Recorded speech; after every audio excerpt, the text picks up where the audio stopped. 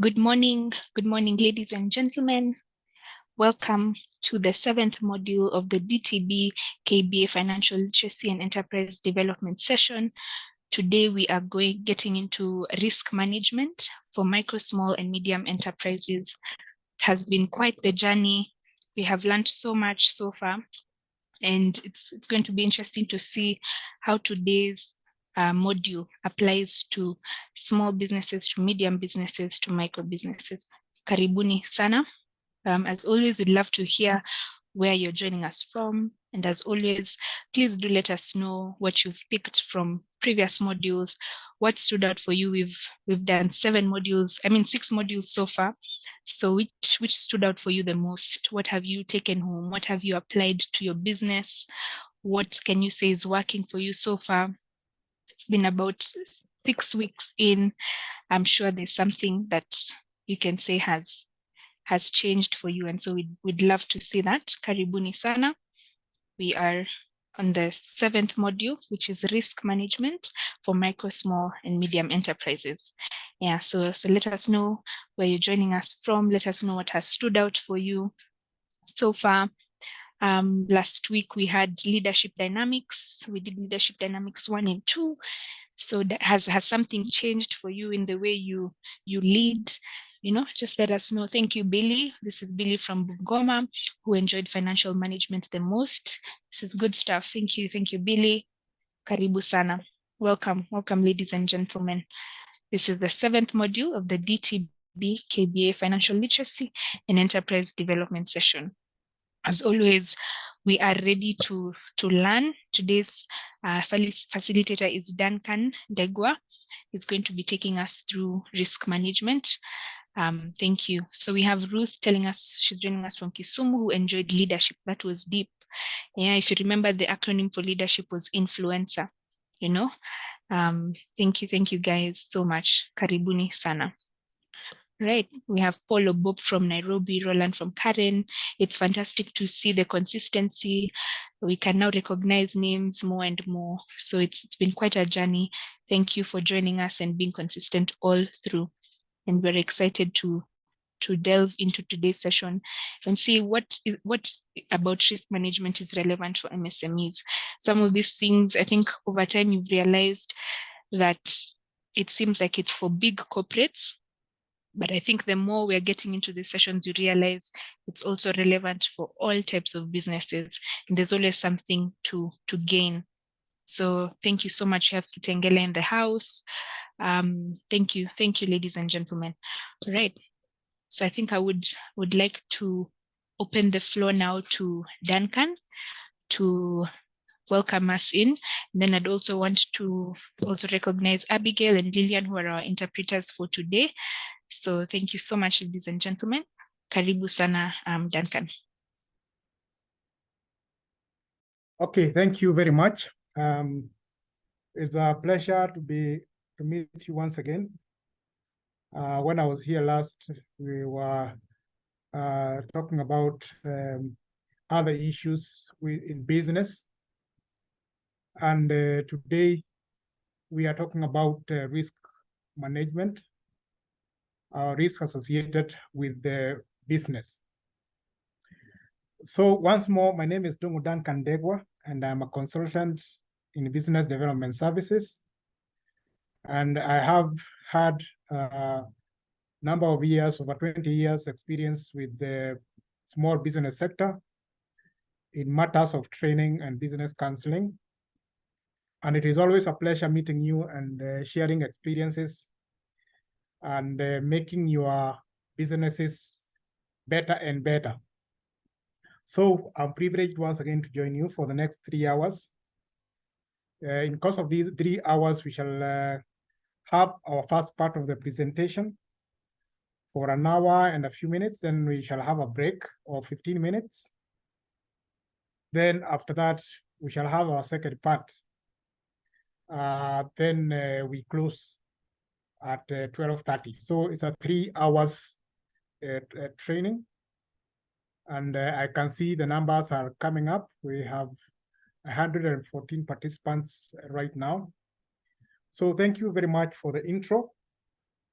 And I'll be expecting that you are going to put your questions on our Q&A and also on the chatting pin, so that as we proceed, I'm able to glance and answer your questions. So feel free to put your questions on Q&A. Feel free to engage me on chat, on side chat. And I believe our facilitator will also guide me, highlight the questions, especially towards the end.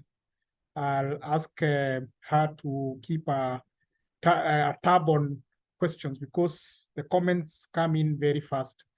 And by the time you read one, another one is in. So I will request for that assistance. So thank you very much. And today we are talking about business risk. And we are going to have a look at business generally first. Why we go into business? Because we go into business through many persuasions.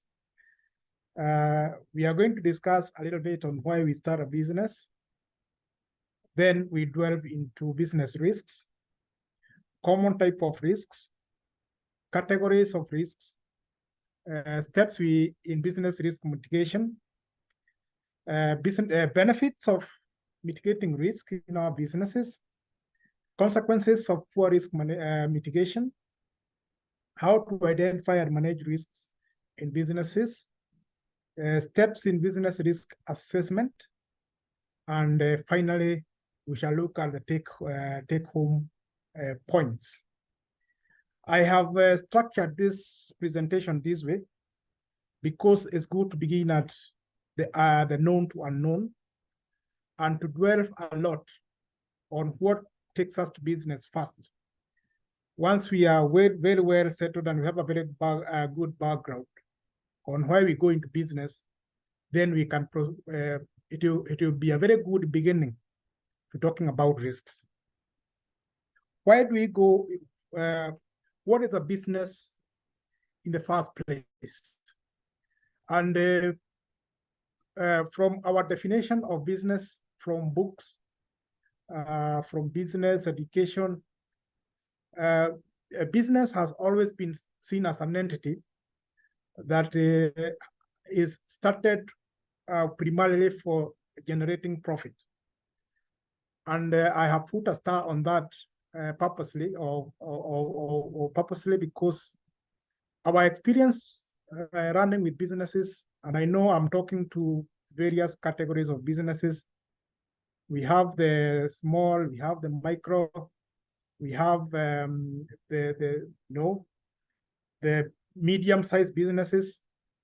For the benefit of starters, the orientation of starting a business for generating a profit was seen as the reason enough to start a business and keep a business at the benefit from the business.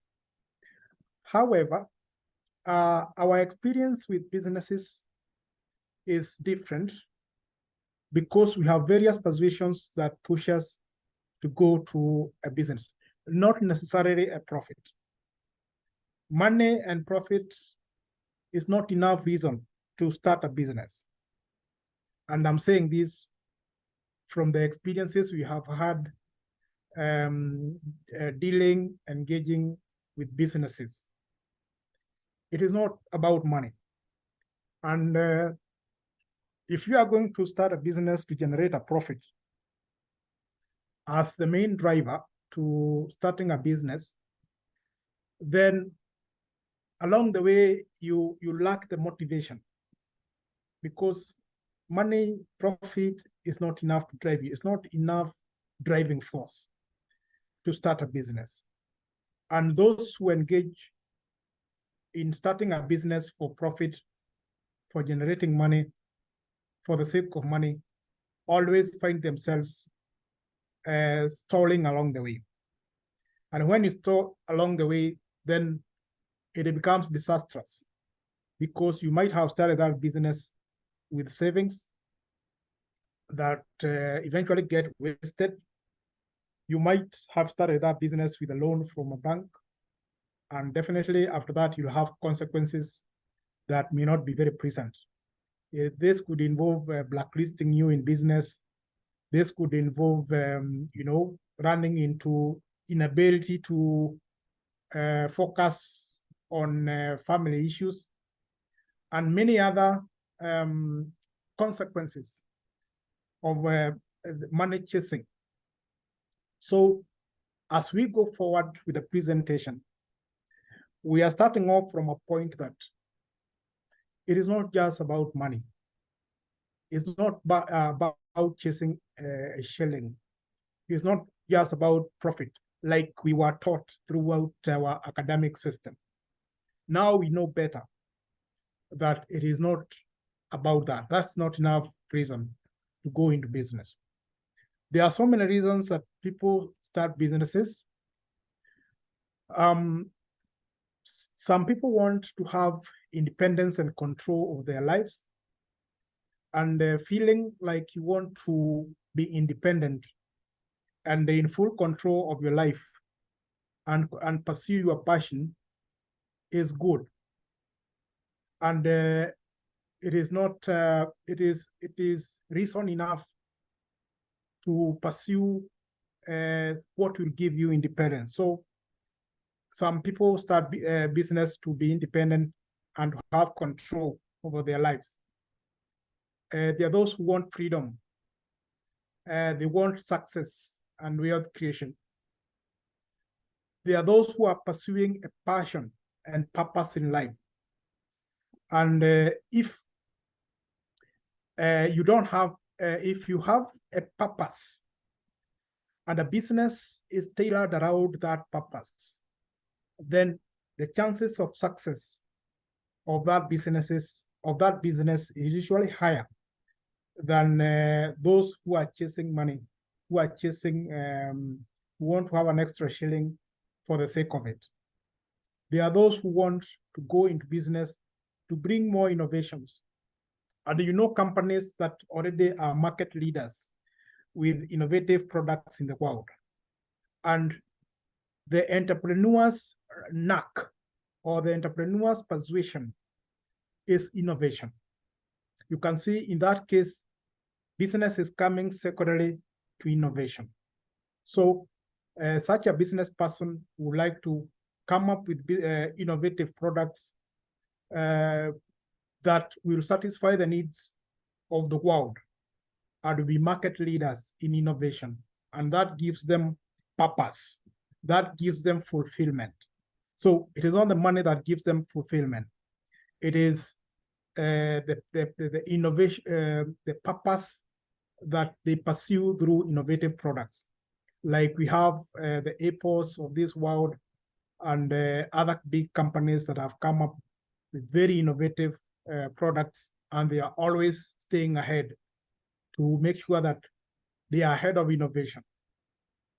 They don't do that to chase money, like many of us will do in small businesses, that you won't make money because you are broke. It's because they have a higher reason, they have a higher purpose in life to chase innovation, to come up with new products, to come up with new solutions to the needs of the world. There are those who want to create jobs or to see that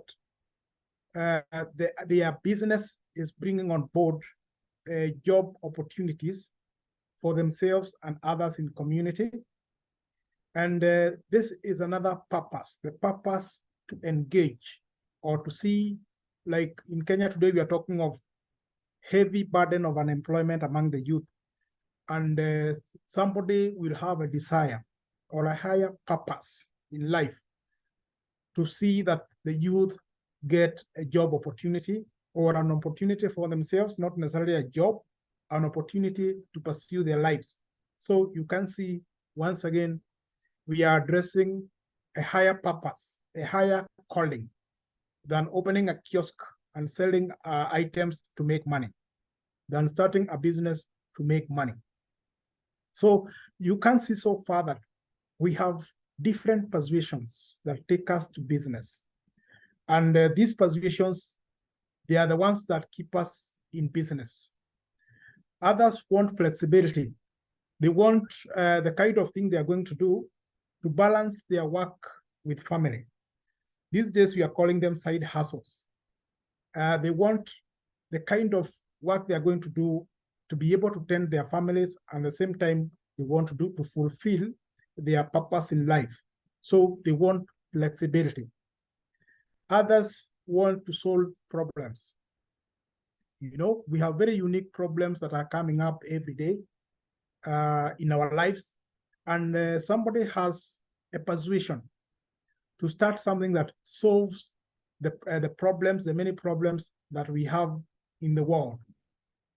A few years ago, we had a very big problem in the world in form of coronavirus.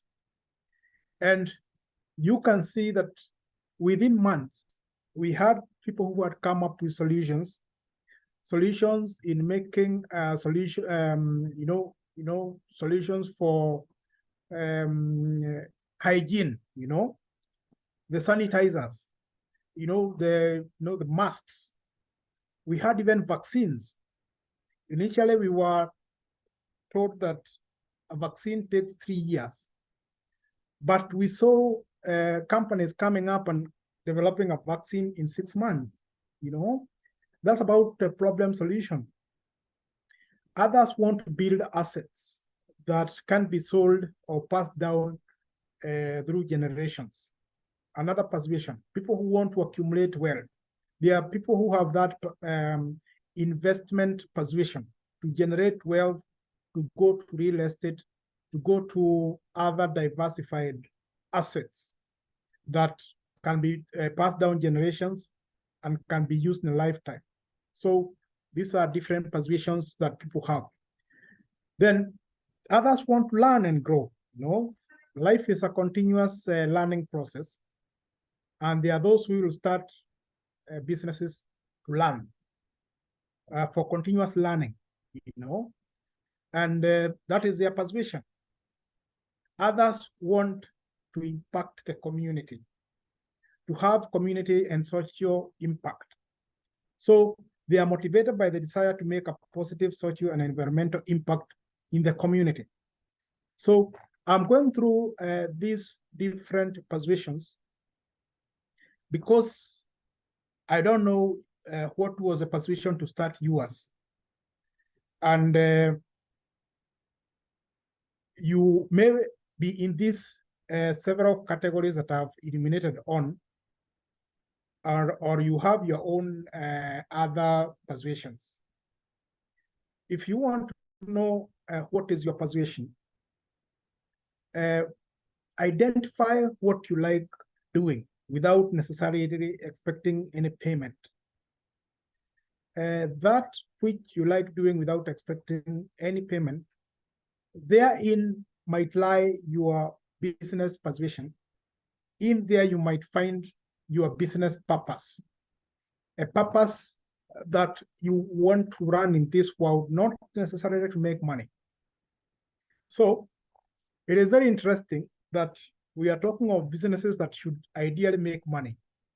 And I'm taking you back to think not about money, but about your persuasion, your purpose.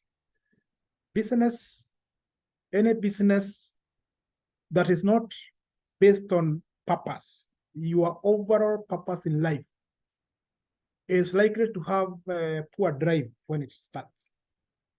Any business that is tied to your ambition, to your overall life purpose, is bound to grow because you'll do it effortlessly.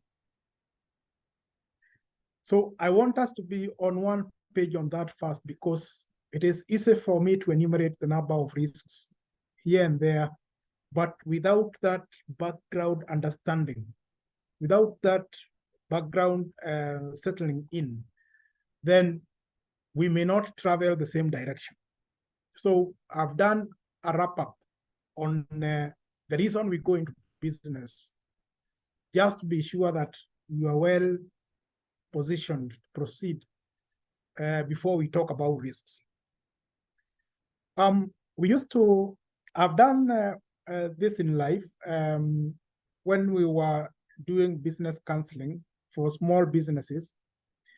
I remember we used to do this face-to-face training, and you will have people come for training on how to start a business. It's a very popular course, and many people like it because many people want to go in business and they feel like, yeah, they need how to train on to be trained on how to start a business and how to make it grow. So we would have I would do a random survey on 2 questions.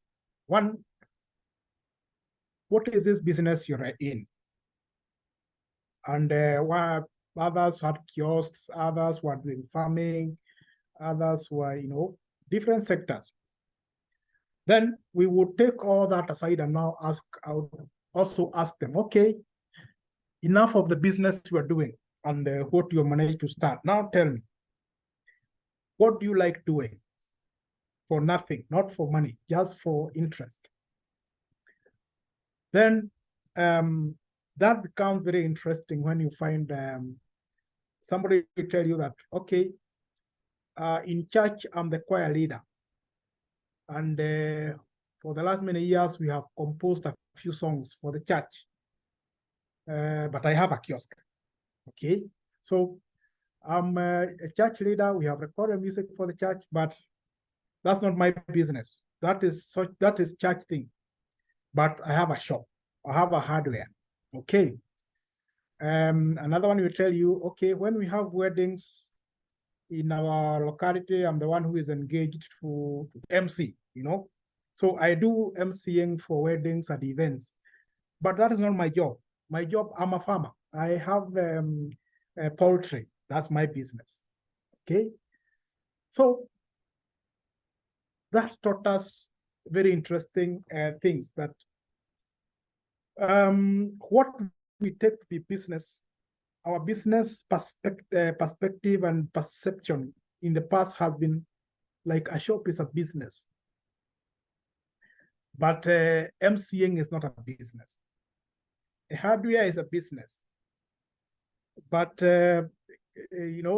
cutting cake for a wedding and I'm the only one who does it in our village, it's not a business for me.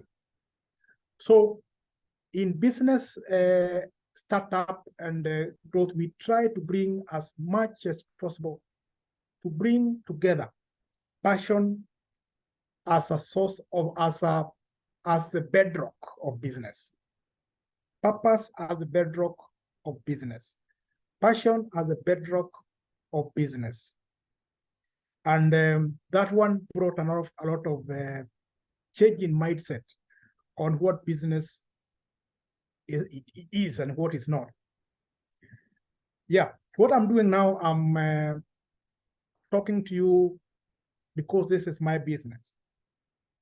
And before I used to talk, I didn't know this was my business because I could not even talk much. And I took, talking to enterprises and generally counseling and talking, I never knew it was a business until somebody changed my mindset to think like this is a business, and sure it is. So until we are together at that point, we cannot talk about any business risks and anything. But I know the few minutes we have invested in this now, almost 30 minutes, we are getting to perceive that we must tie, a business must be tied to our position. A business must be tied to our overall purpose. Because if it is not, without that synergy, the chances of proceeding for long is not guaranteed. And that is why 95% of businesses collapse. They don't see their 50th birthday. So only 5 businesses started today will see their 50th birthday. There is a lot of mortality along the way because they are not tied to purpose. So Now we can talk about the risks that we foresee in our businesses. And these are potential uncertainties.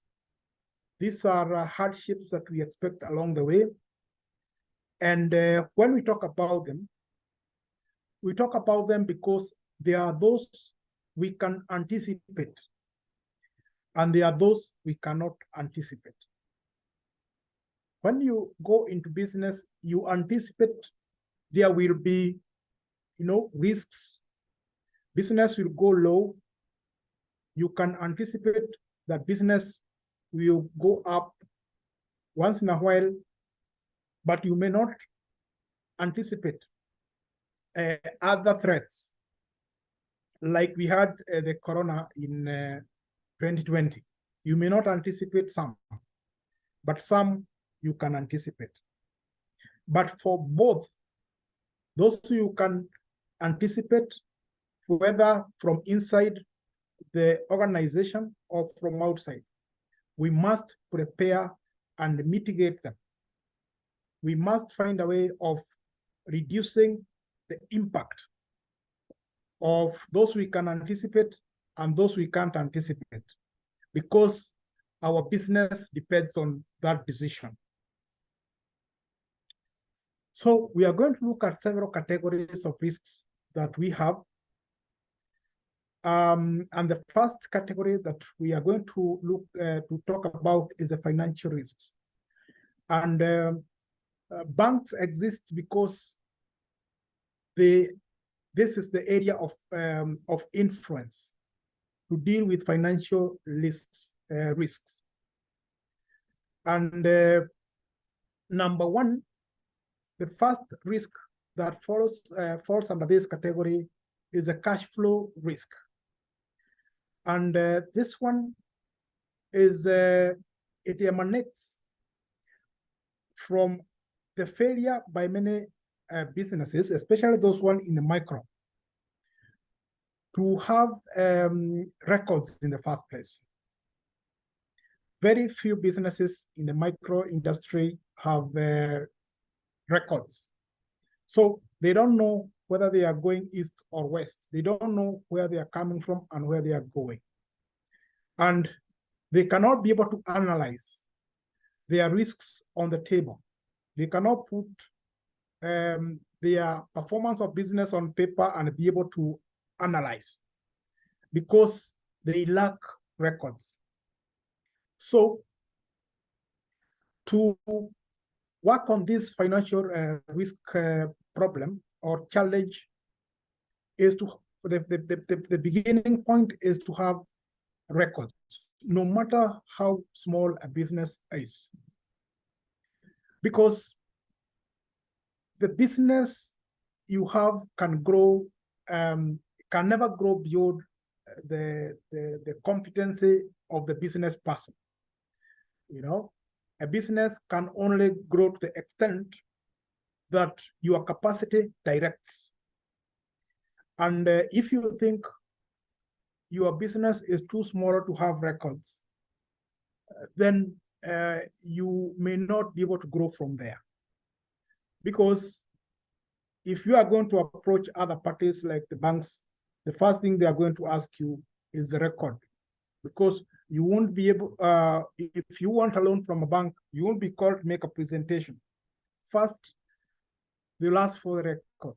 And my experience is small businesses do not keep any record. They rely on memory. Memory can only take you so far. They rely on, nothing more than wake up, do it, and close, and wake up again tomorrow. It doesn't flow like that. So the need for records must be emphasized early enough as a way of mitigating financial risks, because you can be able to study it yourself. You can be able to see how money is coming in and how it is going out. The next financial risk is credit risk, because of limited access to credit. limited access to credit, or let me say access to credit, is determined by your records. You have to do your part. You cannot access credit if you don't have records. If you cannot access credit if your business is persuasive enough to show the potential to grow. And even when you go for loans from banks and other providers, what they look for in your business plan is your capacity to grow, your capacity to repay a loan. So there is a lot of finance in this world. There is a lot of money in this world for those who are ready to prove that they can grow their businesses. So if you want to mitigate the access to credit risk, then you have to do your part. You have to you have to conduct your business and document it and show that it is a growing business or has capacity to grow. Then you'll have unlocked all sources of credit or loans that the world has. This is different from the small loans you'll get through the phone without much hassle. But as you can see, the credit you get on phone, and I know today we have very many providers, is not much. It's very limited because the lenders are also very cautious. And they can only give you money much more once you demonstrate your capacity to repay. And your capacity to repay means, or is an indicator, it's a proxy indicator that your business is growing. So to mitigate poor access to credit, then you must document your business and you must think through your business and show your capacity to grow. Showing capacity to grow is easy if your business is tied to your overall life purpose. If it is not tied to your purpose, then it may not be able to demonstrate how it can grow. So to secure funding or capital for growth and operations of a business, you must demonstrate that the business can start, the business can grow. So financial risks are mitigated through that demonstration that a business can grow. And once you demonstrate that, then you'll have unlocked sources of credit, sources of funding that you very much need. That is why lending institutions will always ask you for a business plan, which is very well structured, which they analyze and can be able to measure your capacity to repay. And because you won't be there to make a presentation, then you have to document it well. You have to show your growth trajectory. Of course, it must be honest. We are not talking about telling what you can't be able to live up to. You have to be very honest with yourself. So the first category is financial risk. We have operational risks in business leadership. And the first one is on resource constraints.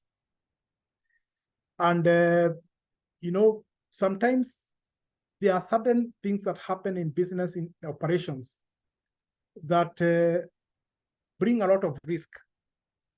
And if your business is well positioned and well purposed, then you may be able to mitigate these challenges or these risks. Risks in supply. If you are dealing with goods, then you may have to rely on many providers or many suppliers, so that if one supplier does not provide, then you have a plan B or other sources of supply. So in operation, risks to do with operations, they are about resource constraints, and I've already addressed resource constraints in documentation of your business. And about supply, then you have to rely on many suppliers, because one supplier can lead to actually collapse of business. We have particular businesses today who are relying on overseas providers and of particular items.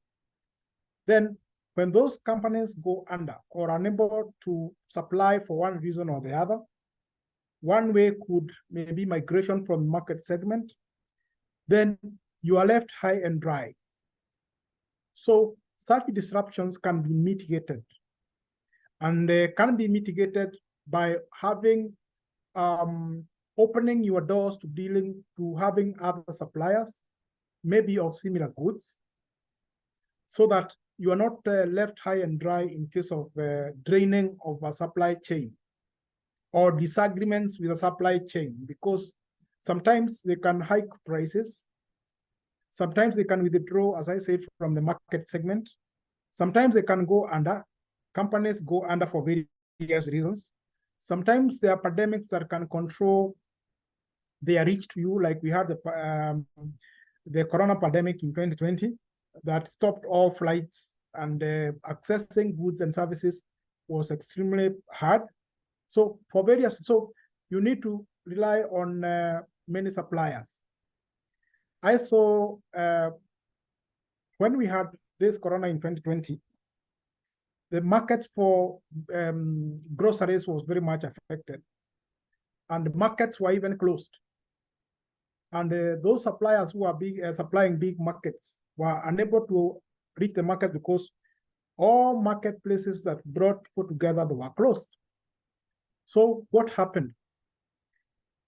We saw private people move in with the private cars to go and link the producers and the market.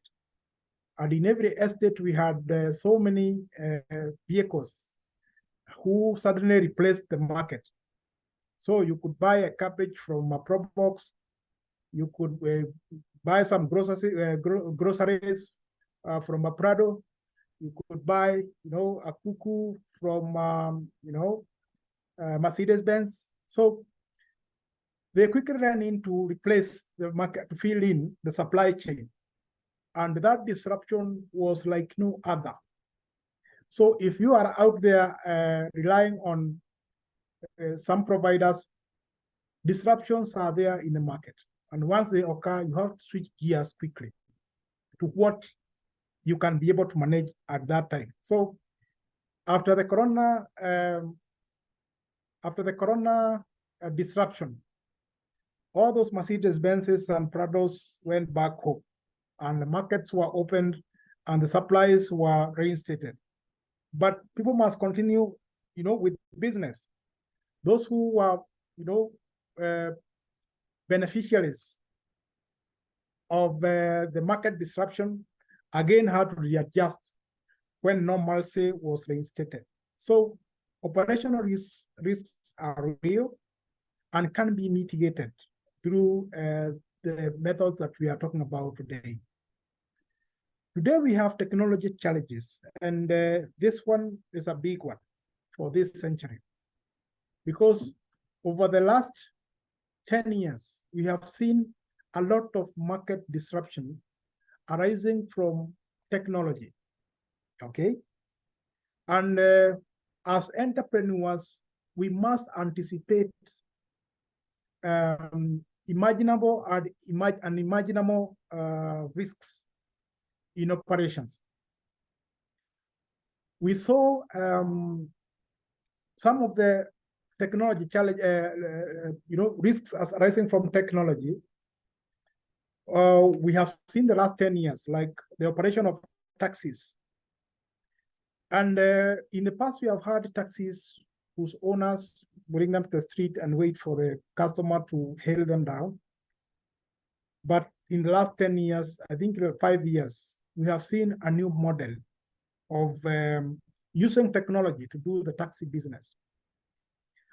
So when they arrived, many operators were very hostile to them. And some operators actually were really, some taxis, online taxis were actually burned down because of market resistance.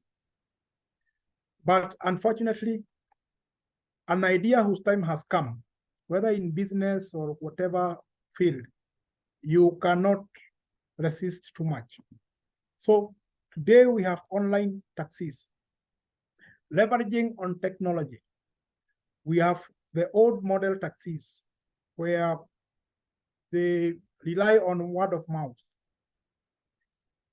Though the two are working together, you can already see that the technology used by those that use technology have a bigger future than those ones relying on word of mouth, on old customers.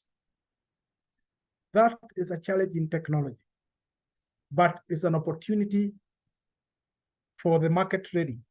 So one way of mitigating such a technology challenge is for you to invest in technology, because you can't run away from this. Another market that was really affected by technology is the hotel industry. When hotels were closed due to the corona pandemic, and I'll keep on referring to it a lot because it's a disruption that we have seen recently, customers started to eat from home. Customers learned to carry their own food. Others, I think, learn not to eat 2 meals in a day, so maybe they used to take 1 meal at home. So this has been a very big challenge to the hotel industry. And no wonder so many big brands have closed shop because of the challenge of the pandemic. But some discovered the value of going, taking food to the people. And they started online services where they contacted customers and took food to them. And this one thrived very well in the same era. So today, the service of taking food to the people or to events has become very crowded. And hotels that did not learn that fast or did not adopt that technology, they are finding themselves struggling. We have small entrepreneurs who advertise their services on Facebook and what we call mitandao. And they are benefiting from that because they are doing their online business, supplying food, and they have taken a very big market share from the standalone hotels, the way we have known them in the past. So those who have taken advantage of technology, also in selling and a supply of goods, they now became the main leaders, market leaders in businesses of goods and also services. Today, you can be supplied anything from home. Even a packet of jugo can be brought home if you want.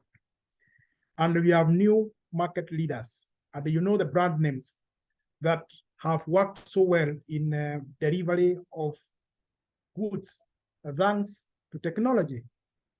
So operational risk can be mitigated. Whether they are anticipated or not anticipated, they can be mitigated. There are the market risks that we talk about, and you are going to study marketing, and market risks are real, like market saturation, competitors, Today, this is a very big challenge to, especially to small business people, because we are having a glut of products imported from China and other places. Then you'll come and open a shop, like you see in Nairobi, a whole street selling the same product, like phones, shop after shop, back to back, 10, 20 shops selling the same product on all these avenues, Luturi, Moi Avenue, Tombaya. You'll see all these shops. You'll see these shops we are calling exhibitions. That is a big mall divided into small shops selling clothes, same brands, same type. The only difference is the seller. Everything else is copy and paste. So we have a market saturation of goods. And this one is a big risk because you are selling exactly what your neighbor sells. There's no creativity. There is nothing new. From shop to shop, the only difference is the seller. Otherwise, the goods are the same.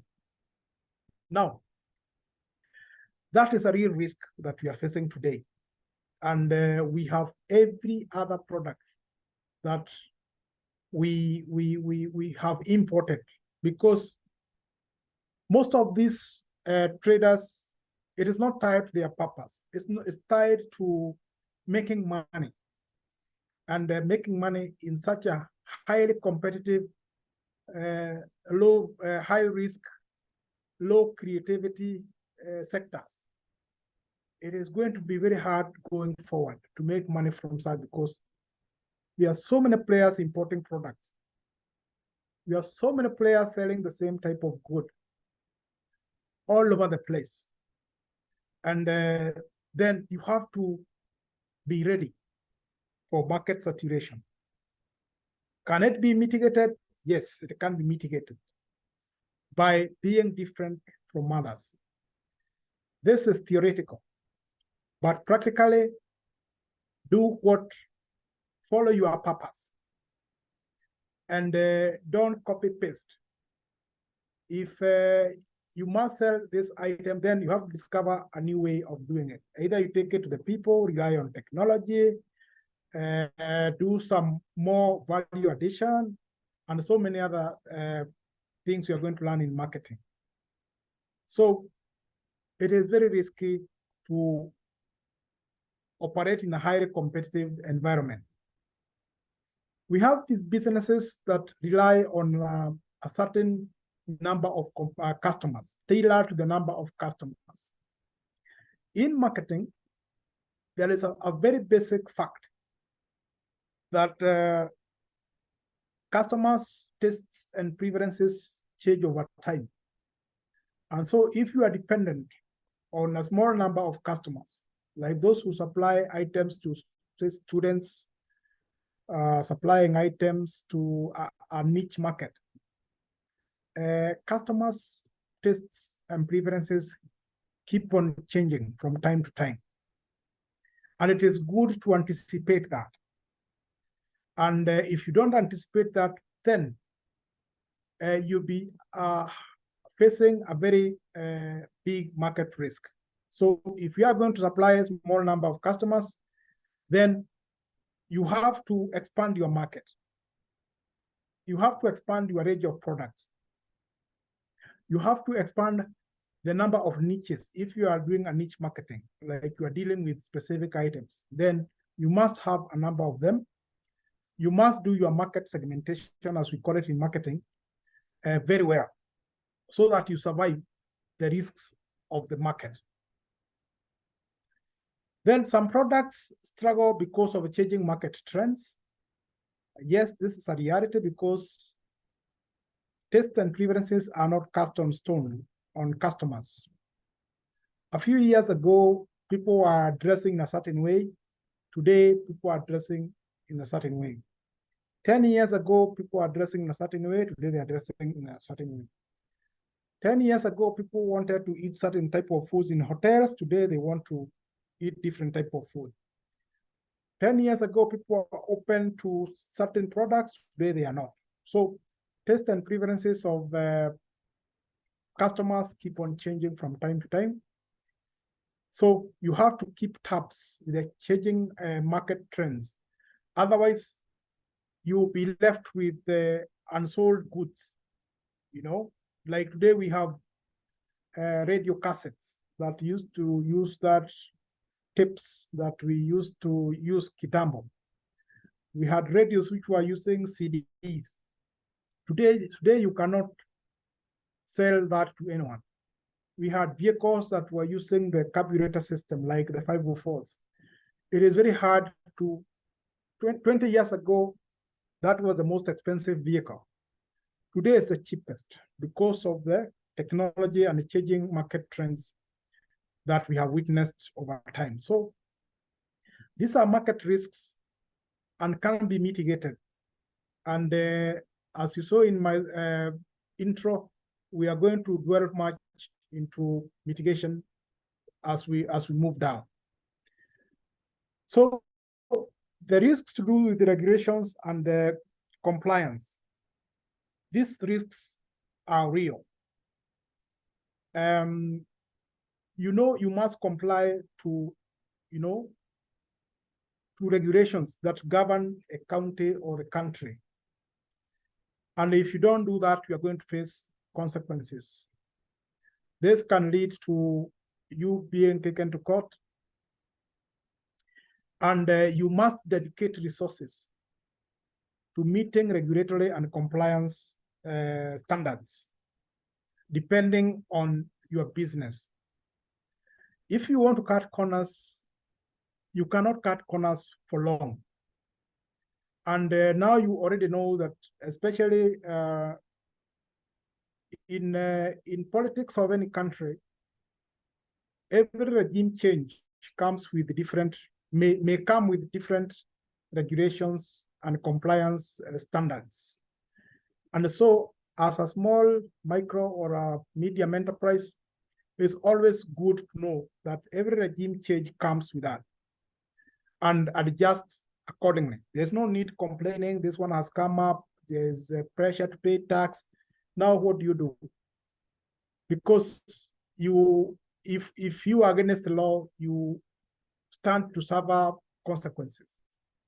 So the risks of compliance or non-compliance are very high to any business.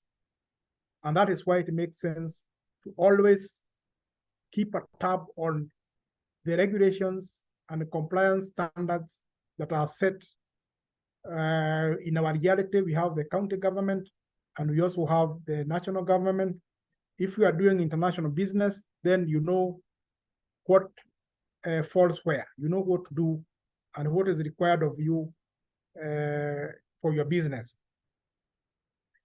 As I am talking about this, you already know we have a crisis, an issue in our oil industry, and you can see it's out there in the news, the kind of things that go here and there about this tax, that tax, this regulation, you're supposed to ship your product like this. This is the paperwork required. You didn't do this, you didn't do that. These regulations and compliance are very important for small, micro, and all types of businesses that we have.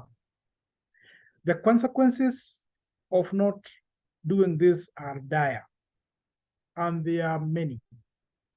And that is why it's good to keep within the law, because you stand to suffer a lot if you don't keep tabs with what is expected on you. You stand a very high risk. Another category of risks is the reputation.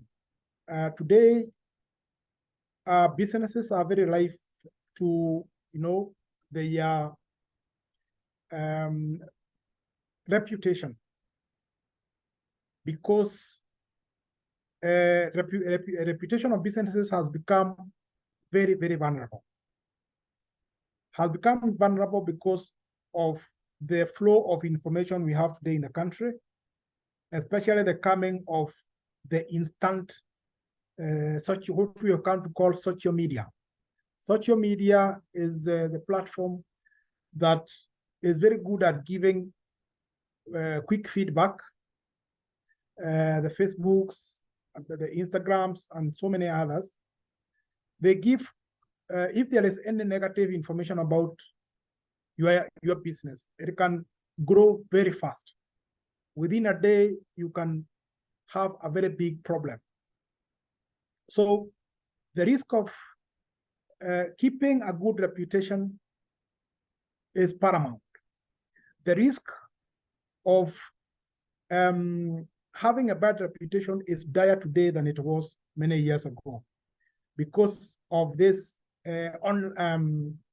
I'll call it real-time evaluation by customers and the consequences that go with that. A very good example that we have today,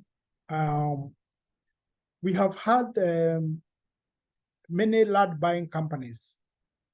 And you know, many land buying companies, the concept is the same.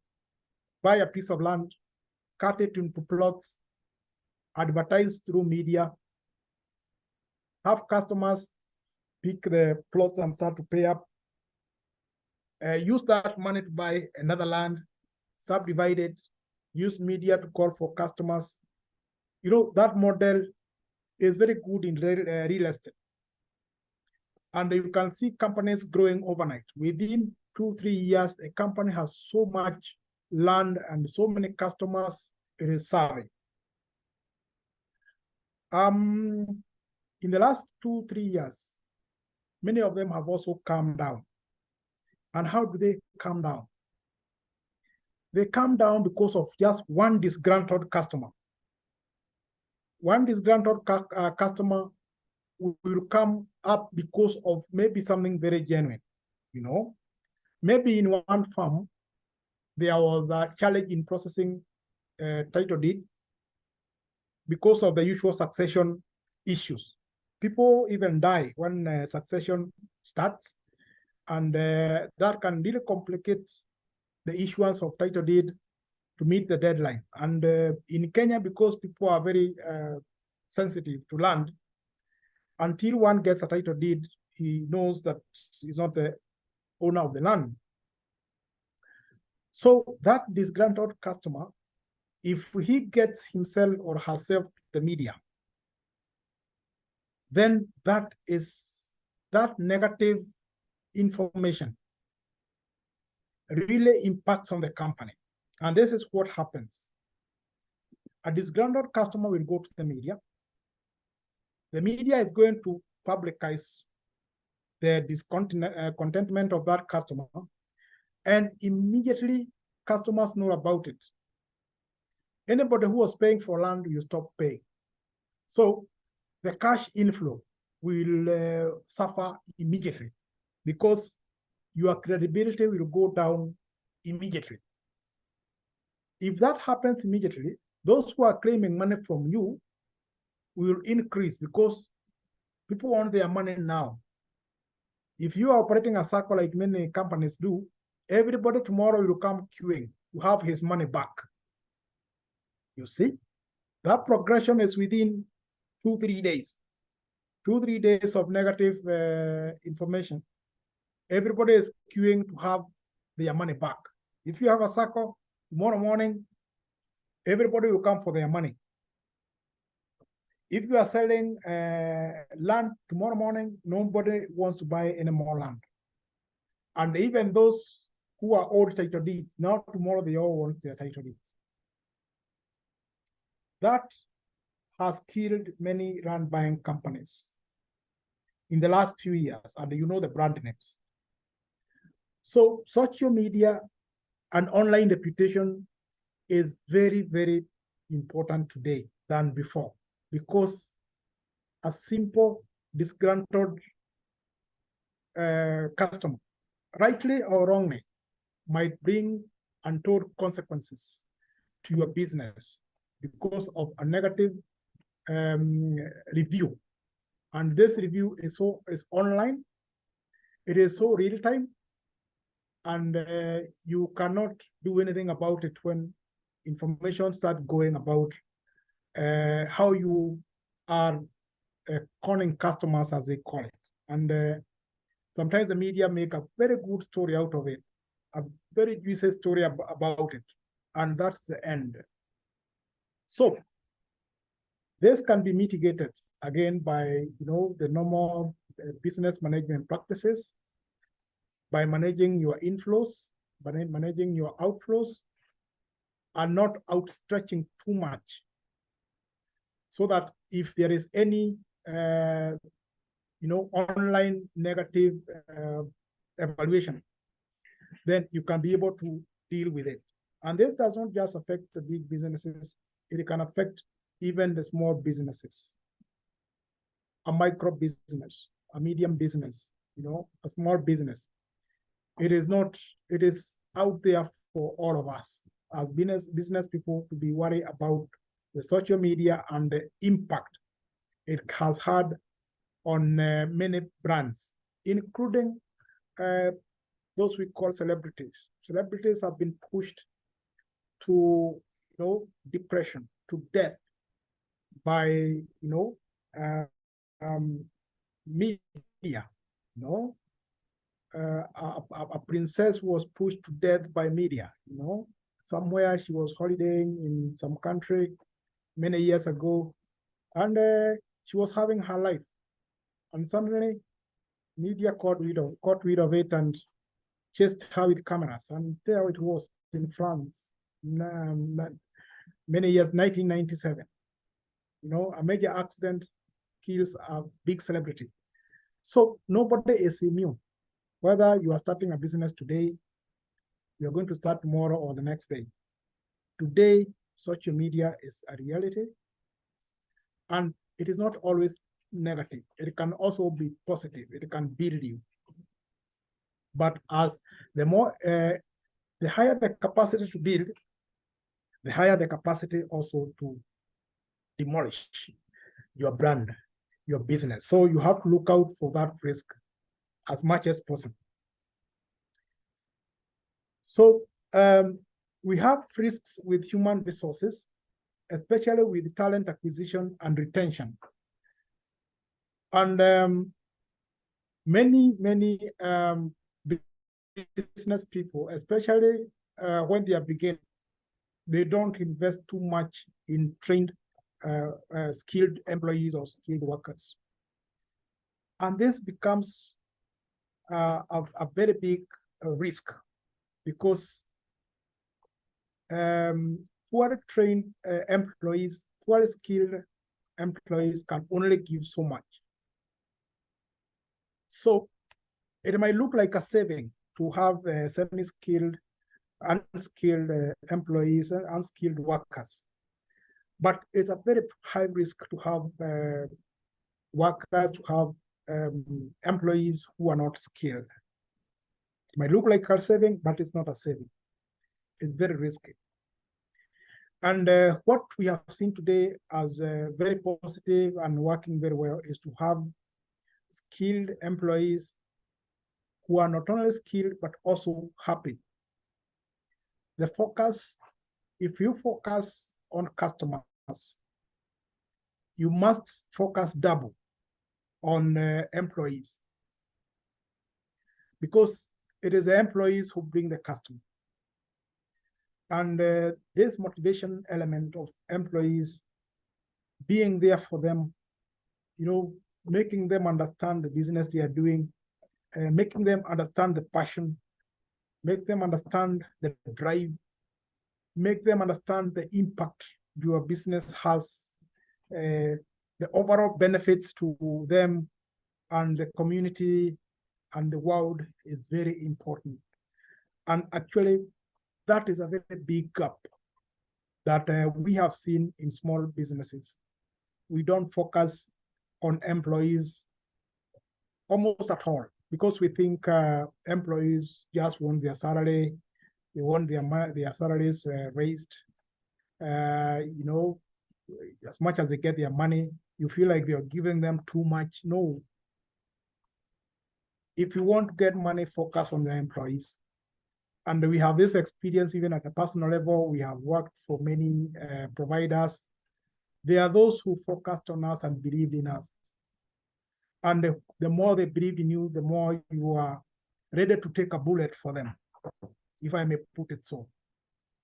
So talent acquisition and retention is not just about the salary. No, there are many companies that don't pay much, but that they are able to acquire, they are able to retain their skilled persons because of focusing on them, believing on them, developing them, and making them believe in their cause. Remember what we talked about, the purpose, to focus on the purpose. You know, if you are selling products like like wheelchairs, for instance, it's good to make the employees understand the value of that business, the impact it has taking care of persons with disabilities. It is a cause. It's not about money. You are doing it as a cause to alleviate the lives of others. So make your workers understand. Make them be part of the business. Make them see the vision. Make them passionate about your passion. That is the best mitigation you can do to your human resources element. Otherwise, what you are taught in school and what we have witnessed in businesses, we don't treat our employees very well. We don't treat our human resources very well. We don't believe in them.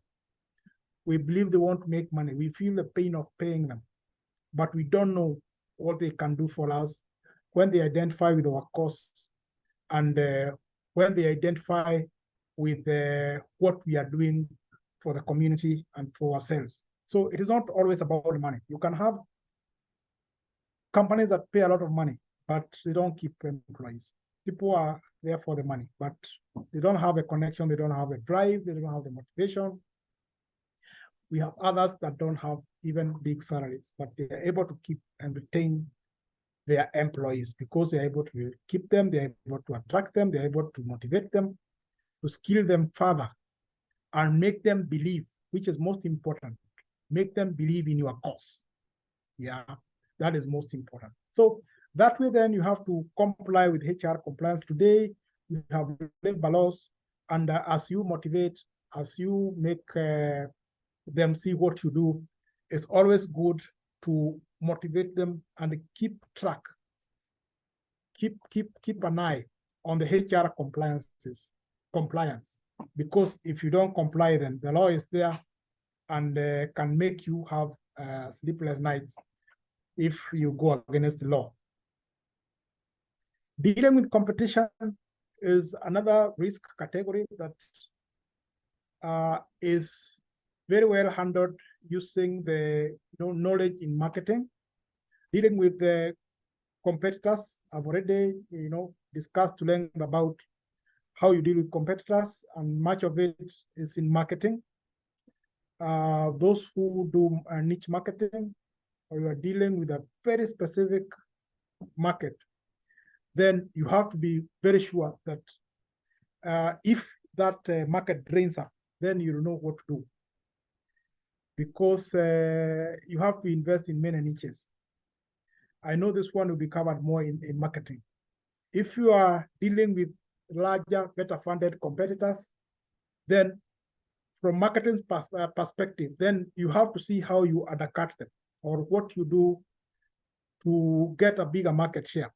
Like improve on focus on the customers, serve them beyond the competitor, identify where the competitors are not doing well and polish up, do a bit of value add, and so on and so on. Those in the beauty industry today, the beauty industry we have today is very different from the beauty industry we had many years ago. Those are the days we used to go to, for a haircut, and what you have as for a haircut is maybe just some the usual machine and some spirit, that liquid we call a spirit. Today is a different story. There's a massage, there is give more value to customers than your competitors. Focus more on the customer to do something about the competition, because competition is real. And the more you study your competition and what bigger value you can add, the better. Today we have transport companies. You can book even online, added value. In the transport industry, the problem before was overcrowding in the vehicles. Today we have shuttles, added value. Today we have buses who have even seating categories, like those that do long distances to Mombasa and the like. They have some buses have even first class service, where the seats are larger and has more space, while the economy class, they're more crowded and so on. So you have to focus on the market really good. If you are depending on niche marketing, then you have to focus on many niches, or to have many of them so that they can satisfy, because they have a tendency to shrink or disappear. Reason because, as usual, customers changing tastes and preferences. That is always a constant, changing preferences and taste of customers. We have another category of risks, the natural and environmental risks.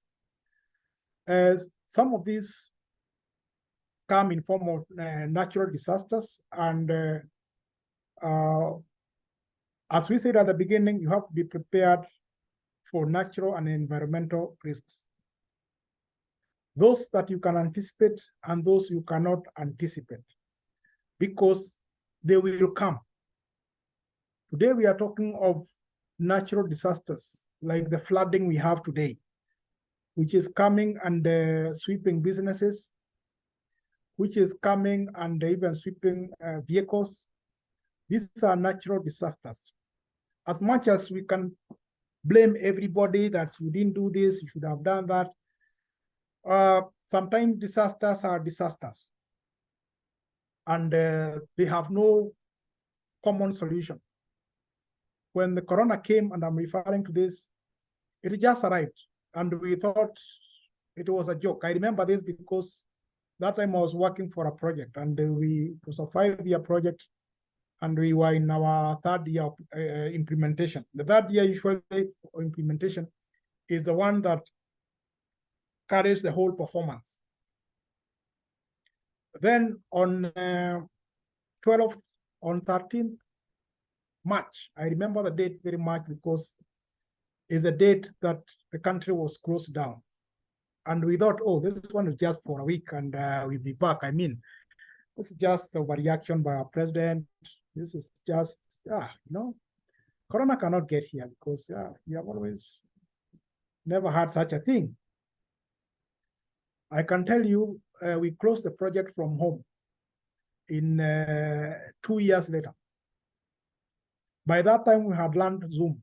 I saw Zoom for the first time in March 2020. That is when, because we have continued communicating, we worked from home for the remaining time in ways that were not imaginable. That was a natural disaster that affected us for about 3 years. But we had to learn quickly and adjust. And that is why when we discovered you can even work online, that is when we also started online training for our company and at individual level. We heard the word Zoom for the first time in March 2020.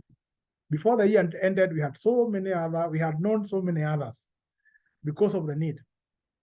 And that is why I'm able to talk to 256 participants right now, who I can't see from here, but we can engage because of this way we were able to cope through online solutions. Before that, we had never done this to this scale. If this was a face-to-face training, 256 the best training is about 25, 30 passengers, participants. So if you do your maths, you can see the number of classes you're supposed to have. So we have adjusted so well. We have mitigated natural disasters called corona. In our industry, this is how we have coped, by being able to talk to so many through online solutions. So your kiosk now should also do the same. It's open to natural disasters. Nobody is immune to natural disasters. Nobody is immune to environmental disasters, both man-made and natural. But you must always know, if this happens, then what do you do? How do you recover quickly? How do you control? How will you recover? And mitigation measures are there by having, you can have several locations. You can have online solutions like we have done in this industry of ours. And as we are going to see in mitigation later on, there are so many other solutions like insurance and so on. So what is important at this stage is to appreciate that natural and environmental risks are real to any business, whether small or micro or big. And you must find a ways of mitigating them. So we have other challenges or other type of risks with intellectual property risks. Many businesses don't protect their properties, their intellectual properties, and so they become so vulnerable to other entrepreneurs taking up their products. A few years back, Kenya had an issue with the Kikoi trademark, which was taken away by other entrepreneurs. And if you don't protecting of property rights, intellectual properties, is very important today, because we have gone high-tech, and some entrepreneurs are very good at copycatting our products. And so you might stand a risk of your product being picked by another person and sold as their product. This is very common, especially in the music industry. Most of the producers, or most of the people producing music, before they release their first album, they hear it in the market. Before they release their number, they can hear it all over in matatus and all over, because somebody dubious person picked it and they started already selling it.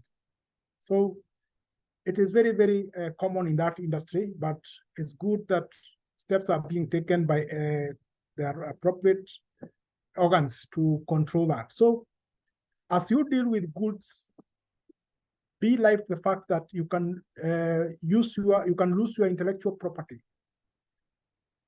By one mitigation way is to make sure it's registered.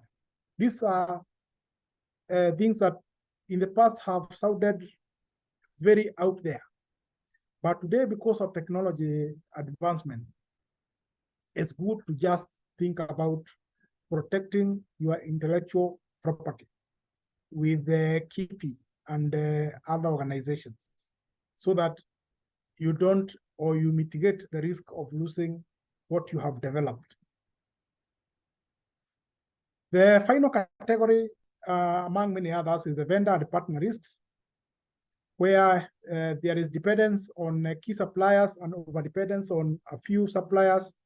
And this, we have already alluded to it in the past, and saying that if this, while this is a risk, then you have to find a way of mitigating it by relying on creating more suppliers, so that you are not left high and dry if some supplier does not runs out of market, or does not supply, or just becomes difficult along the way. Becoming difficult along the way is normal, expect it, and so you should, the business is yours. It's you to know how you mitigate that, because a supplier might discover another market which is more lucrative than yours, so you start excuses, you start, kuongeza bei na kadhalika. So you have to be ahead of the pack by now knowing how you mitigate that. So we have looked at common types of risks. And next, we shall look at the steps in business risk mitigation. But before we go there, because it's another lengthy presentation, I'll propose that we can have a short break for now for 15 minutes. It is 10 minutes to 11.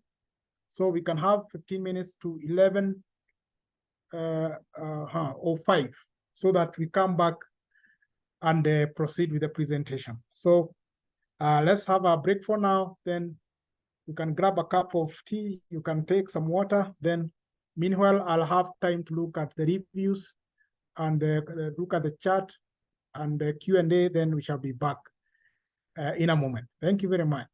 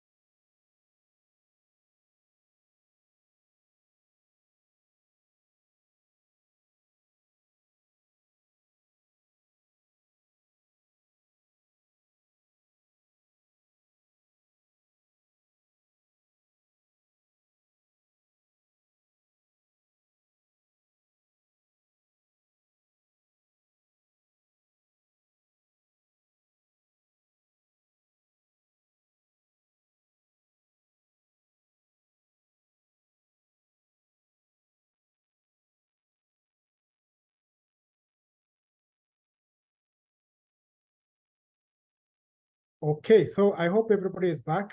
I can see the number has gone down a bit, but I know we're still catching up from the book. So right now, our focus is steps in mitigation of business risks. I know I have focused on the risks and gone a bit into mitigation, but yes, we shall now focus on the mitigation. Number one, in every business, whether big or small, and I agree with one of the remarks that I've seen on the chart, that whatever we are discussing is for all types of business. There's no small business or big business. The risks and the effects are the same for all of us. So step number one in risk mitigation is to identify and assess the risks. You have to take a tally of what, depending on the business you are in, what are all the possible types of risks or potential risks that can encounter your business. And once you do a tally of them, you can be able to rank which are the most prevalent, like number 1 to 5. Because every business has its own types of risks, and there are those that top the risk, and there are those which are very, very possible. There are those which are a bit remote. So the step number 1 is to identify and assess the risks that can come to your business. Once you identify the risk, then the next step is to have a register and to document the type of risks that can encounter your business. Once again, this sounds like it is for big businesses. No, it is for everyone to have a risk register. A risk register is a document that shows the possible risks that your business can go through and how you intend to encounter them. When you are applying for business loans, this is a good document to offer to show how you are ready to operate your business. And it's a document that can tip the balance to make you acquire the loan that you are applying for, maybe from a bank, to have a risk, to show your awareness of the risks that you can encounter your business and how you would go about them. Because as we have seen, risks are real and they encounter all of us. There's nobody who is risk averse. All of us, we are candidates of risk, whatever business that we do. Whether you are selling sweets, whether you're selling mahindi, whether you are selling jugos, whether you are selling hardware, whether you are multinational, risks are for all of us. So it's good to have a register of risks, and you can be able to show those ones that are most likely to affect your business. Then there is need to develop a risk mitigation strategy, and it should be well documented. Once you know the top 5 or top 3 risks, it's good to identify how are you going to mitigate the risks. So you have to develop risk mitigation strategies, and there are several ways of mitigating a risk. One is to avoid the risk altogether. And to avoid the risk altogether is to do away with what may cause a risk, is to avoid what may cause a risk altogether. An example, if you know you run the risk of not complying to regulations, then you can decide not to do that business. If you know your business is susceptible to fires, like today we have so many fires in Gikomba and other places. If you know that you may not be up to fires and you may not be able to contain yourself in such a risk occurs, then you can decide not to do that business, or you relocate to another place. That's risk avoidance. Another one, and a very important one, is risk transfer. And this is where we have options like taking an insurance. Taking an insurance takes the probability of, it makes remote the probability of a risk, because you know if it occurs, then you have a recourse.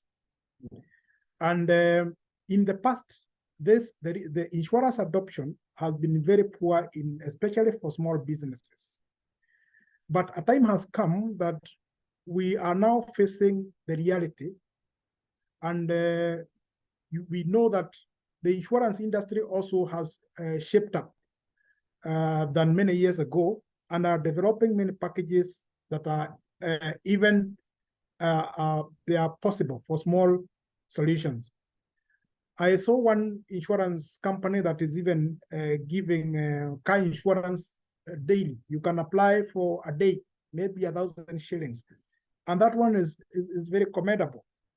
Otherwise, in the past, the insurance packages were unreachable.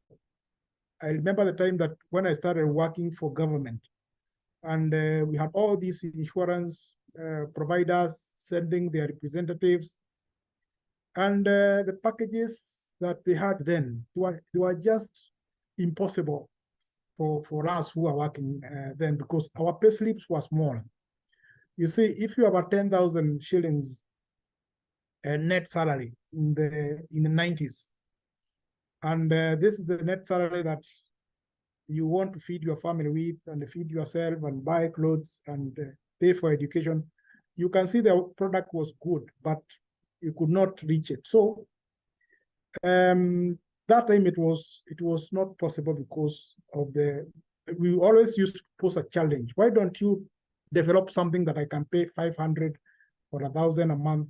But 20, 30 years later, insurance industry has really improved and try and become customer friendly.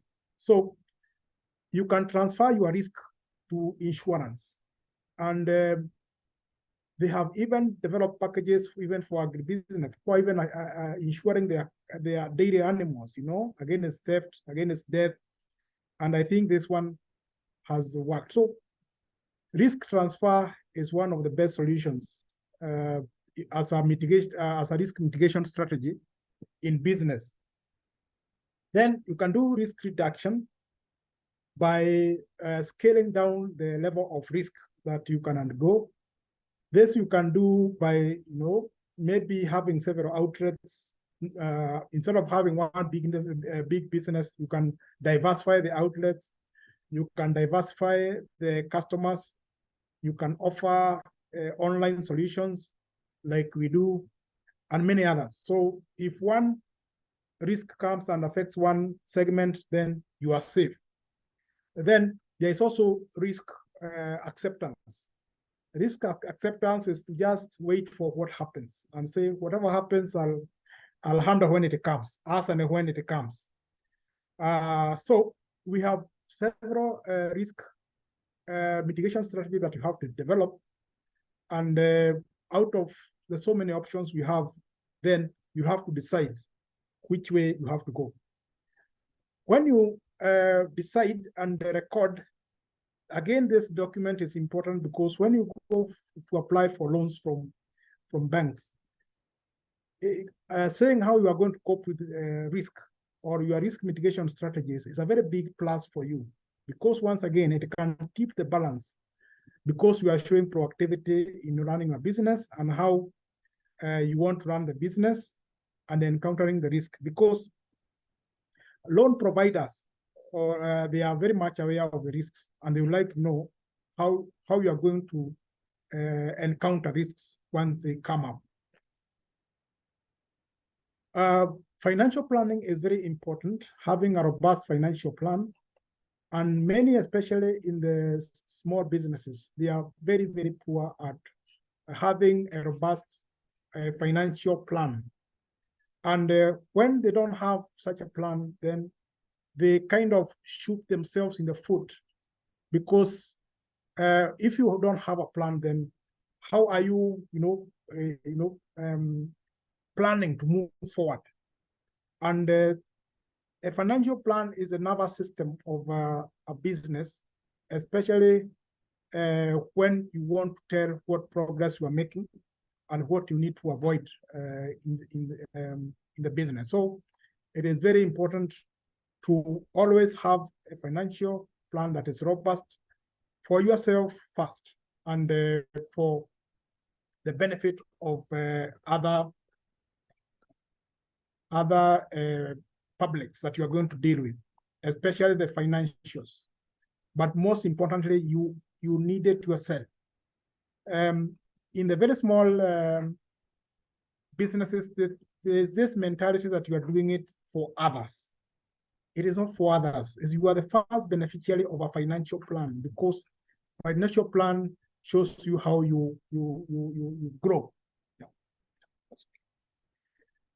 So you have to diversify your revenue streams if you want to, as a strategy for mitigation of risks, because one revenue stream is vulnerable.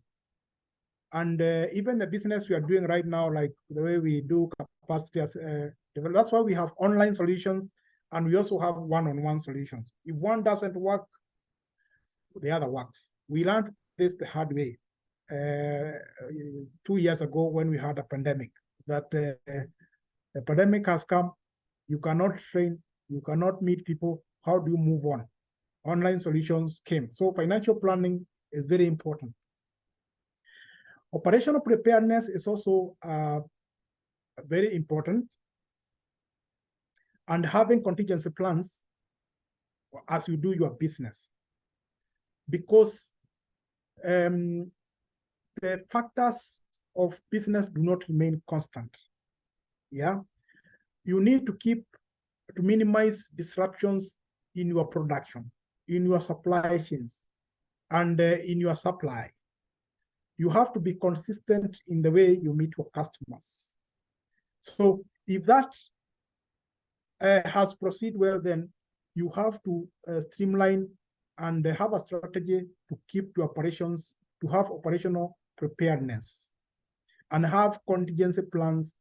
If one thing doesn't work, then what works? Today we have so much like power disruptions in the country, and it is very, very hurting if you don't have contingency measures to deal with your business and to have backup power. It is very embarrassing when you go to a big hotel, like you're taking a meal in a hotel, then there's a blackout, then there is no power. And you start wondering, such a big enterprise does not have a backup. And definitely, if that happens twice or thrice, then you're going to lose customers, because you have to do something. If you are going to offer online solutions, then your IT output must be very well taken care of, and you have to prepare in case of disasters when they happen. There are challenges with the market and competitive analysis. You have to, in risk mitigation, you have to analyze your competition, and this one is also well covered in marketing, and to be ahead of them and the changes that are happening in the market. Otherwise, there is no one-fit-all solution, because the market is a moving target. All the time, the market is a moving target, because what was good yesterday for the customer is not good today. Because as we learned in business education, customers' tastes and preferences are always constant. The only constant thing they do is that they change. And so you have to be ahead of the game in matters of the changing of the tastes and preferences or changes in the market. So you have to keep ahead of your competitors. And this one is very easy. And it is very poorly done by the small businesses and the micros. Most of them don't get customer feedback. It's always good to ask a customer, what can we do for you better? Yeah, because that is what makes a customer comes back for. Can we also try something new? How can we do this better for you? Small and micro businesses are very poor at getting feedback and working on the feedback. Other medium institutions are good at getting feedback, but they are very poor at working on the feedback. It's like those old suggestion boxes that used to be there in institutions, including schools and banks, but finally, those suggestion boxes were always locked, and I never had anybody like in the schools where we schooled. There was a suggestion box, but for the many years we schooled, we never had anything that has been retrieved from there and worked on. So as much as small and micro ones don't ask for feedback, the medium ones ask for feedback as just as a requirement, you know, like we must do this, but rarely do they work on that feedback. Today, if you don't work on feedback from customers, you may not progress well. Because today we have online real-time feedback, especially on social media. You may not like everything you see in social media, but as painful sometimes as it may be, take it and act on it. You may not like the way it has been said. You may not like what has been said, but take it as is and see what you can do about that feedback. Some can be nasty, some can be just outrageous, but maybe it's a pointer to something. Behind the bad language, because you're about to get bad language, behind it, look at the real issues and what could it be talking about. Yeah, there could be an insult, but maybe, just maybe, you need that to straighten up on something. So being ahead in the market and analyzing the market is one way of mitigating the market, the business leadership risks that we are talking about.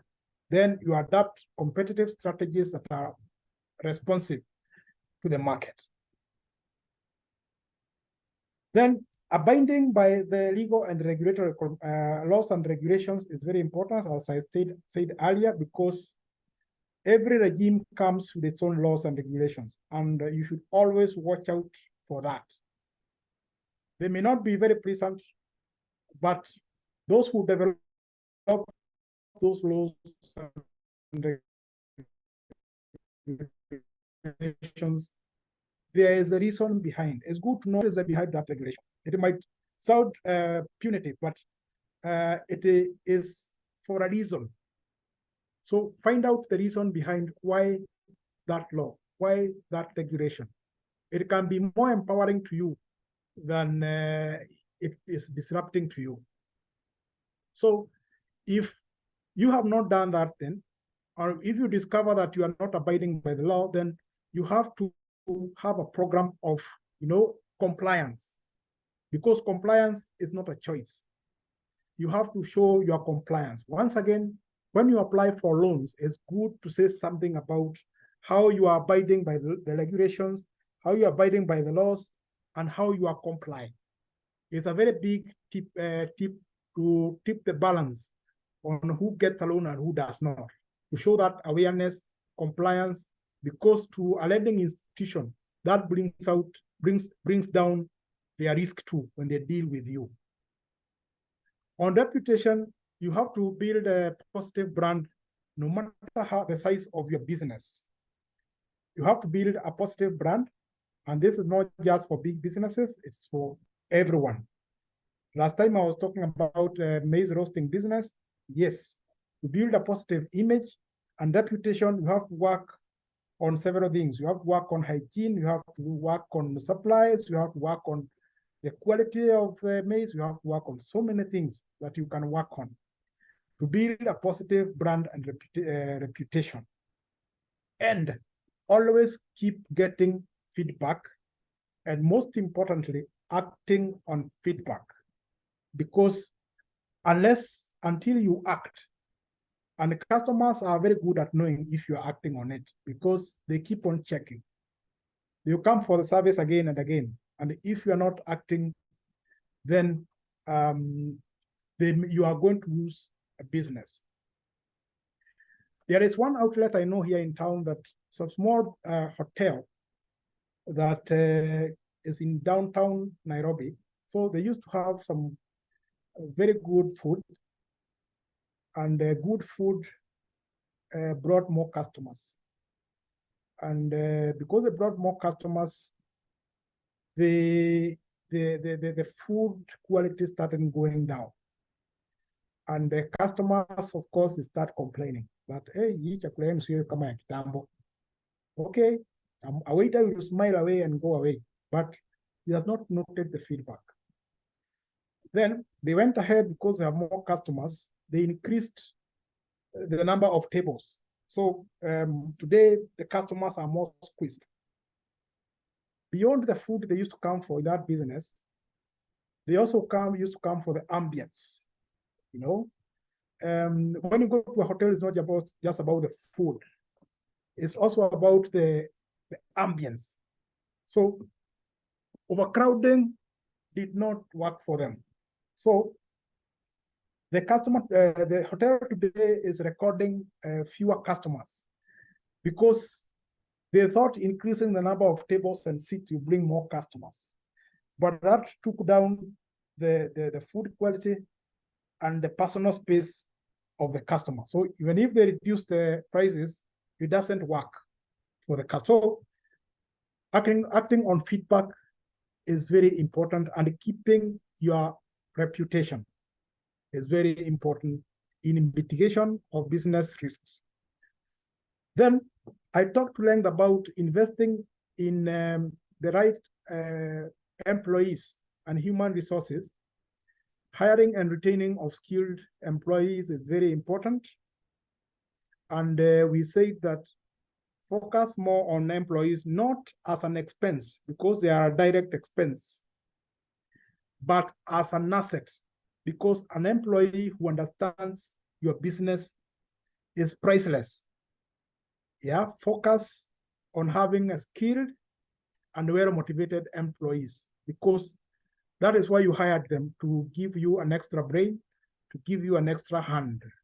So it's good focus on them as a way of mitigating risks. Then developing of HR policies that are compliant to your business and also abiding by them, so that when you are dealing with other businesses, when you are recruiting, employees know what to expect when they come to your business. And everything is laid out. It's not played on guesswork, and it is professional. Professionalism is very important, whether you are starting a business today or tomorrow. Professionalism is very important. And this one is very laid down in HR policies, and these policies should be consistent with the national expectations, the government expectations of HR policies. Very important as a way of mitigating the risks of our business. Once again, if you are going to apply for a loan, it's always good to have a page about how you are working your HR, how you motivate them, because this can keep the balance on who gets a loan and who does not. It shows you are professional. It shows you understand your mandate. It shows you know where you are going. Then today we have issues of cybersecurity and data protection. Technology advancement has brought the good and the bad and the ugly. And so it's good to be prepared and put in measures that you safeguard your data, safeguard your information, so that it is not misused out there. Then it's always good to appraise your employees and your human resources on the cybersecurity measures, so that they help you implement them, and to promote the business, so that the business becomes more progressive going forward. It's also good to know that when they breach these rules, what happens? Because when they work in your organization, they should also sign somewhere that you are going to abide by the cybersecurity measures, so that they don't become a risk by themselves. We have had you have had businesses where your employee might learn your secret business formula or business information, then he leaves to go and start his own enterprise. And you can tell that that enterprise is started on basis of stolen information or poor cybersecurity or measures on your part. So today, technology is here for the good and the bad. It's always good to have a good cybersecurity measures as a measures for improving your business and mitigating risks. Today, we are very sensitive now to environment and sustainability. I don't know why the presentation is gone. Let me set it up again. My screen sharing has stopped. Give me a minute to sort that.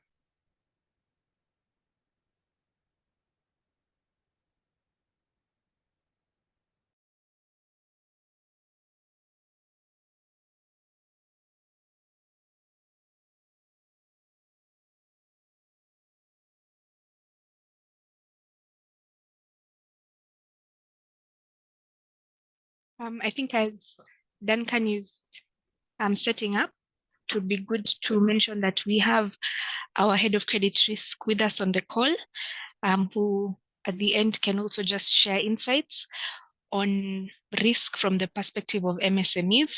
And as we've seen, it is applicable across the board. It's not just a reserve for big businesses. So maybe, Derek, if you can just say hello, even as we wait for Duncan to sort out the presentation. Thank you.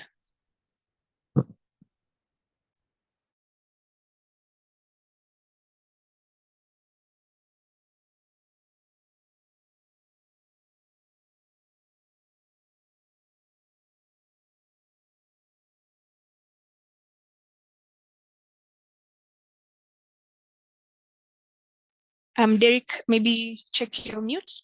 Don't know if you're able to speak. All right, I think we'll get back to that. I can see Duncan is back on the presentation. Okay, thank you.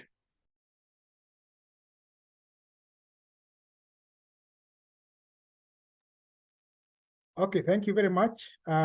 We are back. I don't know why it just disappeared from the screen, but we are back shortly.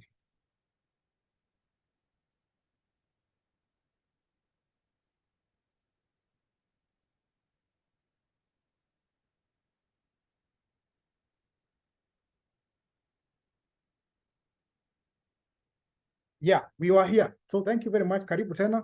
We are talking about environmental risks and how they should be mitigated. And I was saying that today, customers are very conscious to environmental and sustainable practices.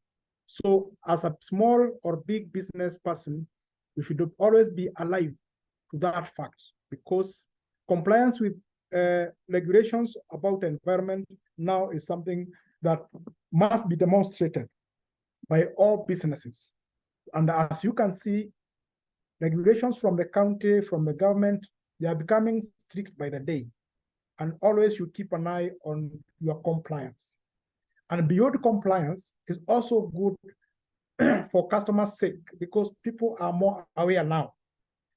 Customers are more aware about your environmental considerations when you deal with them. The consciousness is high now. And so the better you are at environmental issues, sustainability issues, the better you are with the customers. And when you apply for loans, it's always good to have an indication on how best you are going to deal with environmental issues, because they are a major thing today, and so on. So it can tip that balance that we always want tipped. Then about vendors and the partner relationship, very important to focus as a mitigation on risks. It's always good to diversify your vendor and partner relationship.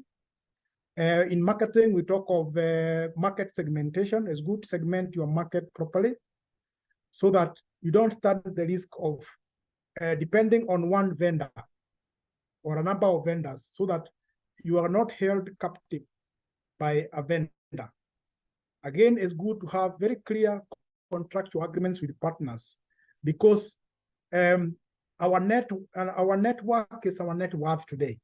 We are just as good as our relations with others. And there is no business that succeeds on its own. Every business is a chain, and this chain carries with it so many other relationships that go with it. So it's always to be very clear how you deal with partners, and have very clear interaction and way of interacting with them through clear contractual agreements. And this one gives clarity and gives you strength as a business, whether small, whether big, whether medium. The difference between a small business and a big business is just the capital outlay. Otherwise, the company is registered the same way. It's just a one-pager, and the file is just the usual documents. The difference is what is put in form of capital and articulation of human resource and so on. We said that before. So finally, we are talking about monitoring and review of your business from time to time. So it's always good to review your risk register and know the kind of risks that are occurring regularly, and that those ones that are remote, so that you can be able to know what do you need to focus on. It's also good to know the early warning systems, the early warnings that come with the risks that you face, so that you are able to be more prepared next time. You cannot know this until you keep track, and keeping track requires documentation. Documentation requires keen observation from time to time. It also requires keeping tabs on what customers are saying. So that is very important. I talked length about insurance coverage, and I say that today the insurance industry has really shaped up and really come to closer to the needs of customers. And we are seeing that in every sector.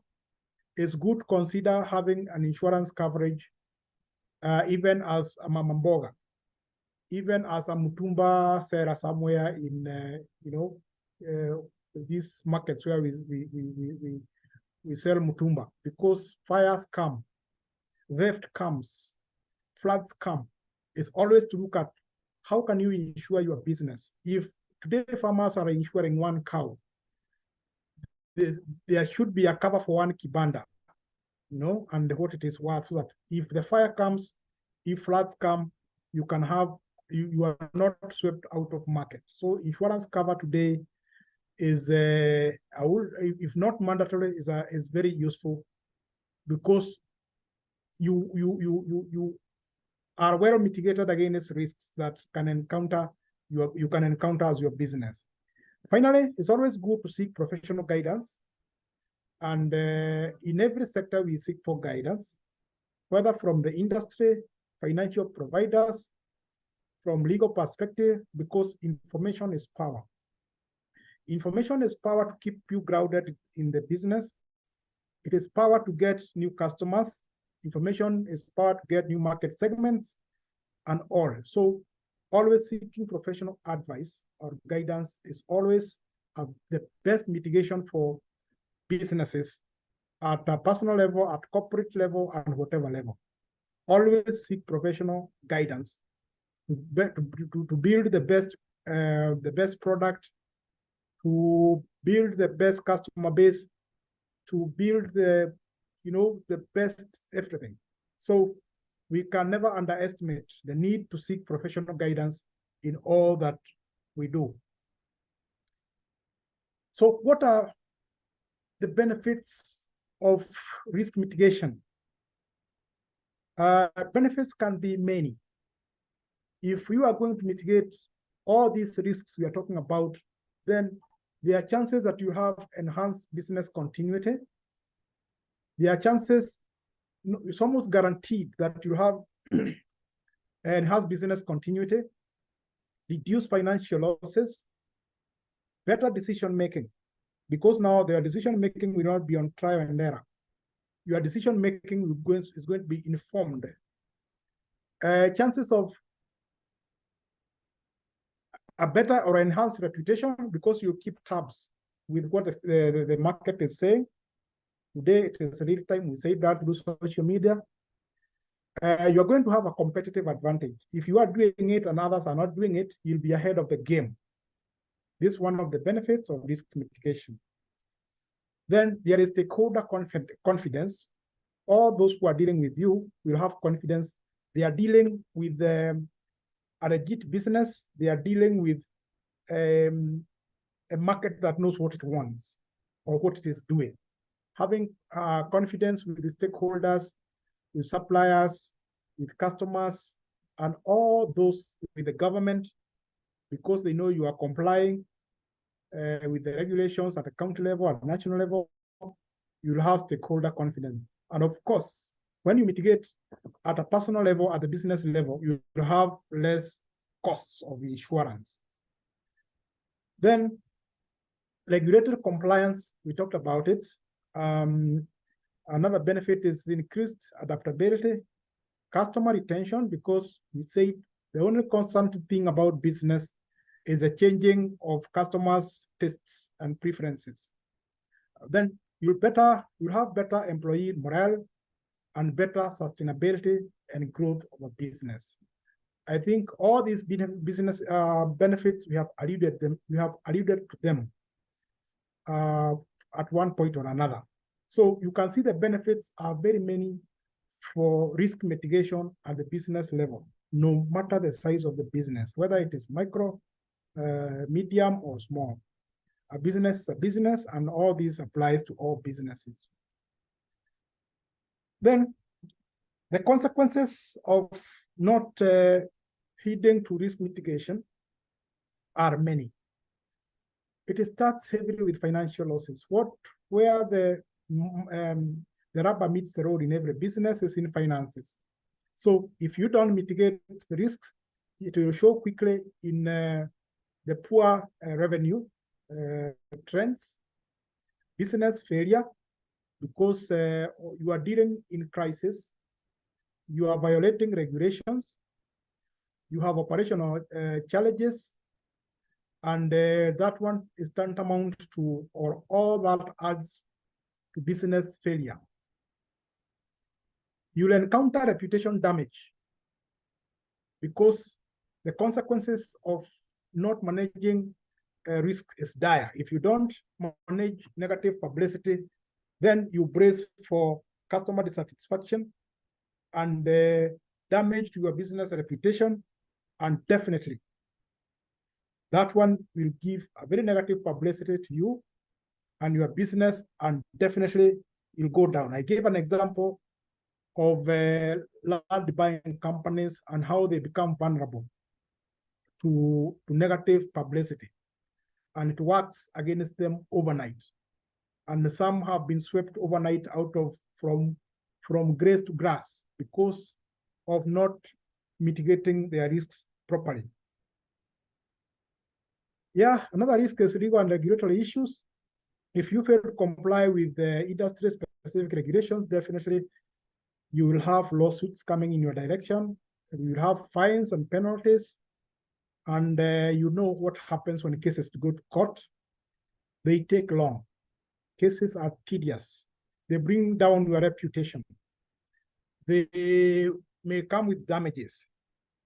And definitely your reputation goes down, your focus goes down, you become distracted, and your business may go down because of legal and regulatory issues. Operational issues are also other consequences. If you don't manage risks, then your production, supply chains, customer service, and all your operations will be disrupted.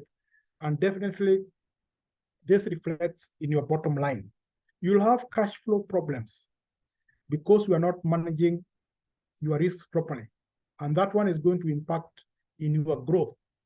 And if you want capital from capital providing institutions, if you are not managing these risks, it's very easy for them to tell. And if you have cash flow problems, then definitely it's very hard for you to get capital from anywhere, because you'll be a capital risk. You'll be a risk yourself, and nobody wants to invest in a risky environment or invest with the risky partners. So you'll have lots of customers and the market share because you are not managing your risks very well. Customer dissatisfaction is instant. And once it happens, it goes with your market share. Because when you don't provide to a customer, the next thing a customer does is to ask themselves, who else is offering this and at what price? And definitely they will migrate to your competitor. Another risk is employee turnover. You know very well that when you see a business that has very high employee turnover, it tells you that they are disenchanted or they are not happy working there. And as we say, that you have to invest seriously in your employees. They are your first internal customers. And if they are not singing your song, then there is a problem. If they don't understand your product, then there is a problem. They are the first customers, but internal, because it's them who spread your gospel. So employee turnover is an indicator that something is not working out in your business, no matter how big, no matter how small. And when you see that turnover, it tells you have to work on that risk. Of course, there is reduced access to capital, because history of poor risk management, even when banks are assessing your capacity to pay loans, that is a very big page that they look for. That's a very big information that they hunt for. How is your capacity for risk management, to manage risk? And if it is high, then you start better grounds to get capital. If it is low, you know what to expect. Then you'll have missed opportunities when you cannot mitigate risks. Because especially if you are a small business, your growth opportunities go down because you are trying to grow. And if you are hit when you are just trying to grow, then you can be decimated by risks. And that is not what you are looking for when you started a business. Another risk is higher costs of doing business. Poor risk management brings higher risk, because you become a crisis manager or a crisis business, a business that is run on risk, on crisis.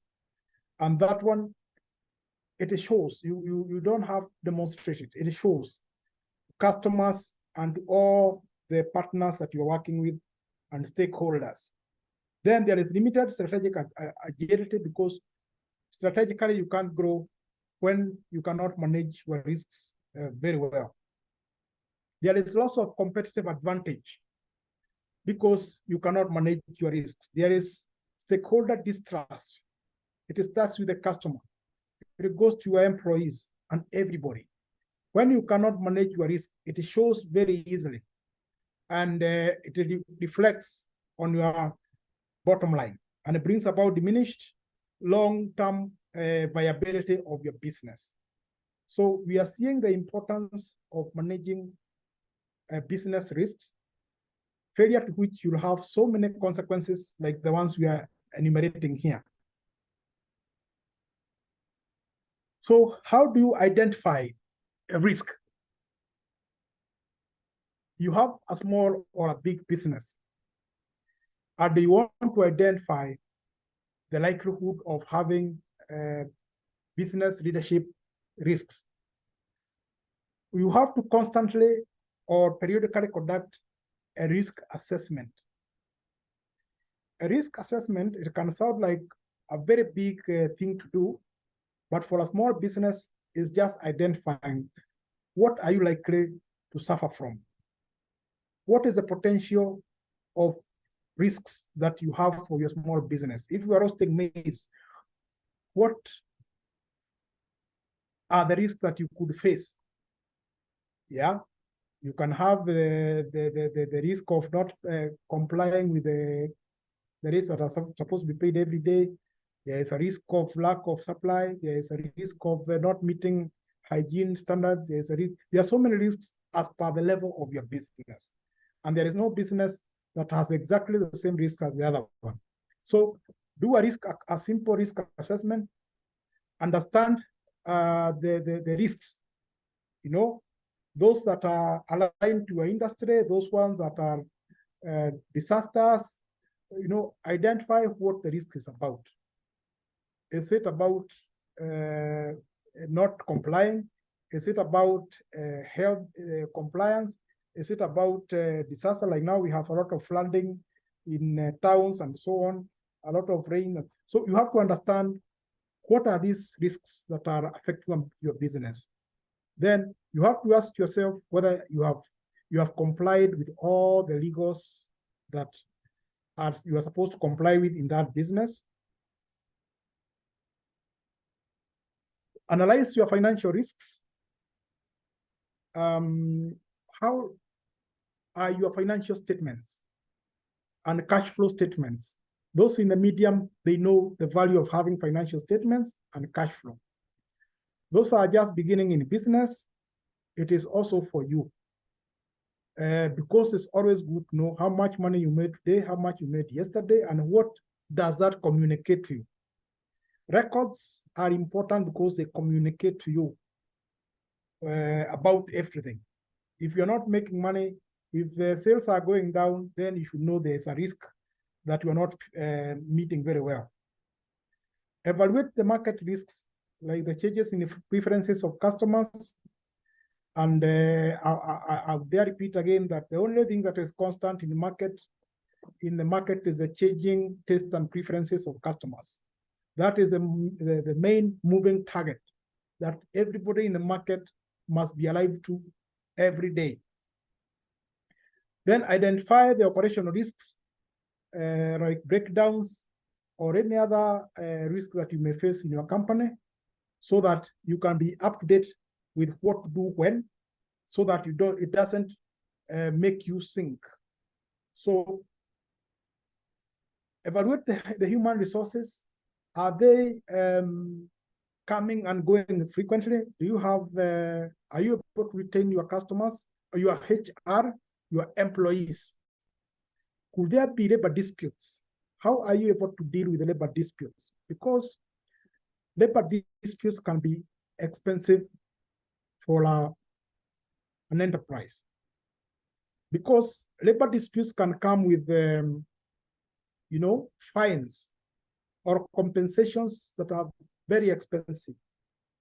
And one of the ways of mitigating this is to invest more in conflict resolutions, alternative dispute resolution mechanisms that don't have to resort to court, or to areas that is good to deal with the human resources in a way that you deal with all disputes. Otherwise, we have seen big businesses coming down because of disputes lodged by human resources, by employees, and so on. Cybersecurity risks.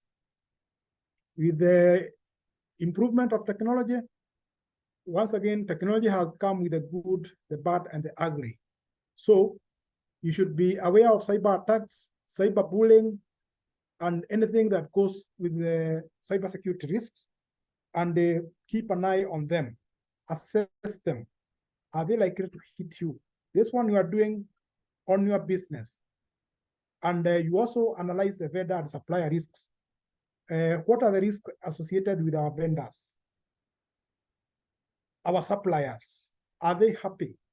Are they up to task? Is there a need to diversify? Otherwise, you can be held captive by a vendor or a supplier. Watch out environmental risks and disasters so that you know the level of insurance you have to partake and how you have to prepare yourself. Maybe you need to move your business from time to time. Maybe you need several locations of your business, or maybe you need alternatives like online solutions that we have today. Keep an eye on the customer credit risks so that your credit policies are a small fraction of your daily or yearly or monthly inflows. Otherwise, failure to have credit policies can drive you out of business. We also have internal risks that are risks to do with fraud by through mismanagement, and you have to keep an eye on this and assess what is the likelihood of having internal risks that are emanating from my employees and those that work with me. When employees see an opening or a weakness, you can have a lot of fraud. Recently, we had some 4 gentlemen disappearing with 90-something million shillings of a certain supermarket. And you can see that is, although it is something that is yet in court, it is in court, but it could be fraud. It could be an internal job. You can see one employee can bring you down when your operations are not airtight. So when you entrust somebody with 94 million shillings, you know what to expect. It's a high risk. So I know those concerned in the future, they might have to do something to tighten the policies that go tighten the internal controls. So others are use of risk management tools. And today, because of technology, we have online tools that you can apply to your industry that can bring down the level of risk in terms of identifying, assessing, and recommending what to do about it. Then it's good to always seek input from employees all the time. As we said, more than what was known in the past, that employees are direct costs. Employees are your first customers. And it's always good to get their feedback. It's always good to know what they think about your business before you meet the external customers. Then it's good to have a risk register that shows the number of risks that you anticipate, how you can go about them, and how you have also dealt with them in the past. And these records are very important, especially when we are going for credit from any credit provider. So when you assess, it's always good to prioritize the risks, because every business can face so many types of risks. And you have to prioritize the ones that are most relevant to your business so that you know where to put your resources. And also develop risk mitigation strategies with your staff so that you know if this happens, then what? If floods come, then what?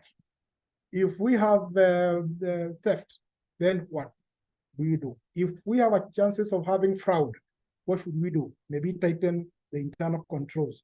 So anticipate every risk and ensure how you can go about it so that you can have the best risk mitigation strategies. And these are documents that are required in your documentation for all publics to see, including your customers to know that you are here for the long run. And every business that has survived many years is because they have taken care of this element. Then finally, always seek professional advice so that you are always ahead of the game in risk mitigation, because nobody is not susceptible to risk. We live because we always want to stay ahead. And one way of staying ahead is to seek professional advice all the time. Then a few steps in business mitigation. You establish the risk assessment team in your company or business. If you are a business of one, then you have to be a team of one and have be the first to respond or to come up with this risk assessment measures. If you have a big workforce, it's good to have a risk assessment team. Then you have to define the scope and the objectives, identify the risks, like you have said, because now we are looking at how do you do it, the steps. what is the scope and objectives of going about risk assessment? Then identify what are the potential risks that can face us. Then you can use tools like SWOT analysis, the strength, weakness, opportunities, and threat analysis. And it's good to always brainstorm with your staff and your management on the likely risks that can come your way. Because you have to stay ahead of the game in as far as risk management is concerned. So these steps are very important to always be knowing. Then categorize the risks and prioritize. What are the categories of risks that we can face, and which are the most prevalent? If you are in a flood-prone area, then floods can rank high. But some parts of the country or the world, floods is not an issue. So it's a remote thinking. Some are not affected so much by fire. So in your type of business, you can categorize the risks that you face, and it's always good to keep tabs with them. Their likelihood, impact, and mitigation. It's always good to be ahead of the game. Then assess those risks, what is their potential, and what are your mitigation measures. These documents are very important to keep them because you need them yourself. Because when the risk comes, it will find you. It's always good for the public to know, their customers, the financiers, and everybody that is dealing with you to know how do you mitigate your risks, because we need your business tomorrow. We don't want to let you money today, and tomorrow you are nowhere to be found. Yeah. So those in the financial sector know that this is the information they use to look at your risk category. What they don't tell you is that they categorize your risk category when you apply for loans and so on. So these are realities. They are not, not just good to know. It's good to have these tools. Determine your risk tolerance level. What are you able to contain? What is your business able to contain? What are you not able to contain? Those are the risk tolerance levels. You can do gap analysis so that you can be able to identify your desired risk tolerance level. Of course, all this sounds very academic, but it affects all businesses alike. Having risk mitigation strategies is not a choice for small businesses.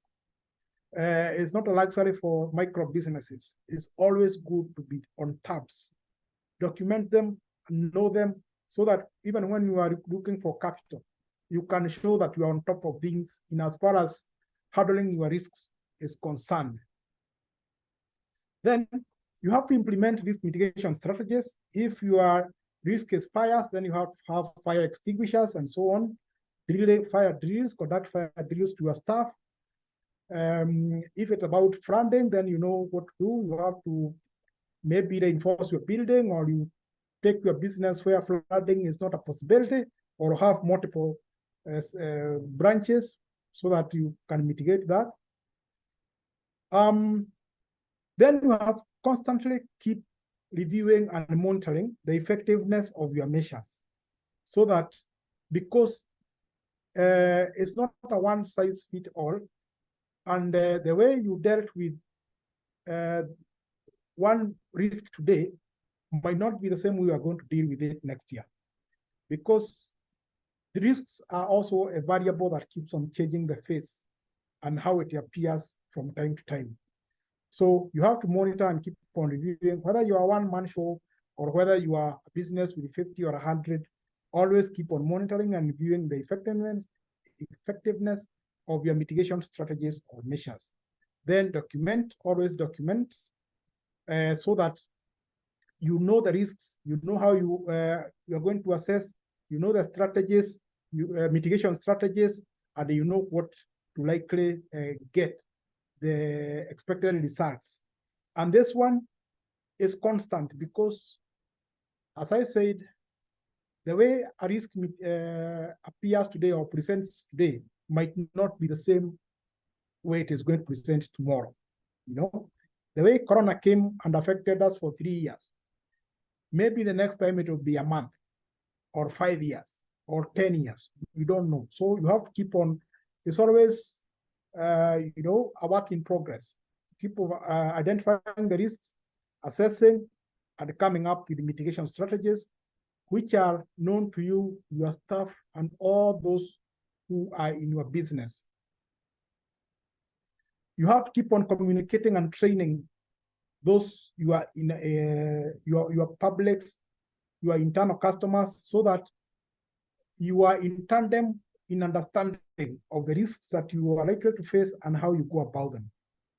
And as you do that, you have to keep on adjusting the policies and updating accordingly.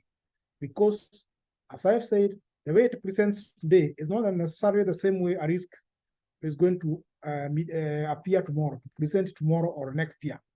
So you have to keep on updating company policies. You have to keep on reviewing those mitigation strategies, because you have to be ahead of the game all the time. Then you have to regularly review and repeat the process so that you stay proactive all the time and adaptive. If you stay proactive and adaptive, then you are not likely to face these risks. This is the reason if today, with this advancement of technology, there's something about the applications you find on phone. And you find that there are new updates almost every week, almost every month. It's because the developers of this technology, they always learn that there are people who are trying to cut corners, or they learn a better way of doing something. So that is why every app that we are using today, there are updates some come every few days to keep you ahead. And even online solutions like those we are getting from banks and other providers, they keep updating them every day so that they can stay ahead of the game. Today, we have even one-time passwords that they said so that you stay away from fraudsters. Otherwise, when we started using ATMs, the PIN was one, and it was heavily abused by fraudsters by calling you and pretending they're calling from the bank and telling you to set the PIN, then they empty your account. Today, we even have one-time passwords which are sent to your phone directly so that you can know you are dealing with the right person. So you have to stay proactive, adaptive, and ahead of the game. So as I wind up, so that we can have some minutes for Q&A, as a summary, for risk mitigation, we are saying that you have to understand the risks that come in your business. And you have to also know that the greater the potential, the higher the risk. And the conmen are also eyeing those high potential areas. So you have to keep ahead of the game. Diversification is important for every business so that you don't put all your eggs in one basket. And there is no one mitigation that beats all.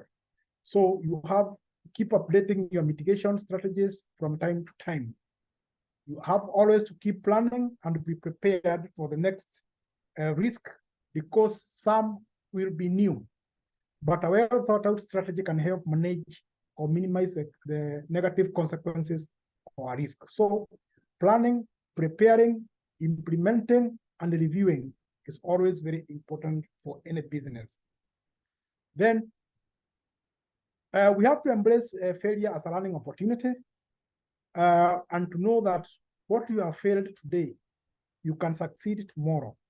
And you have to stay ahead of the game by learning from failures or your own failures and showing up again tomorrow, so that for improvement, you can work on mitigation strategies every day. And if it fails today, you can improve it tomorrow. Otherwise, that is my wrap up with 5 take homes. And you have always stay ahead of the pack. When everything tries to bring you down, there's always one reason to keep going up. And thus brings the end my presentation on risks and mitigation of the same. Thank you very much, and I open this opportunity for Q&A so that we wind up the show. Thank you very much. Thank you so much, Duncan.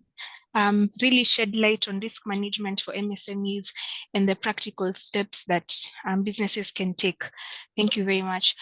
Just before we dive into the Q&A session, I'd like to invite our head of credit risk, who is Derek Obwaka, on the call, just to speak and reinforce on what you have spoken about, and also from the perspective of credit risk, what is the relevance to MSMEs?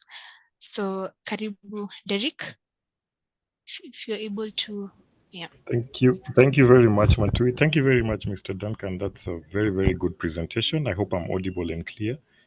Yes, you are.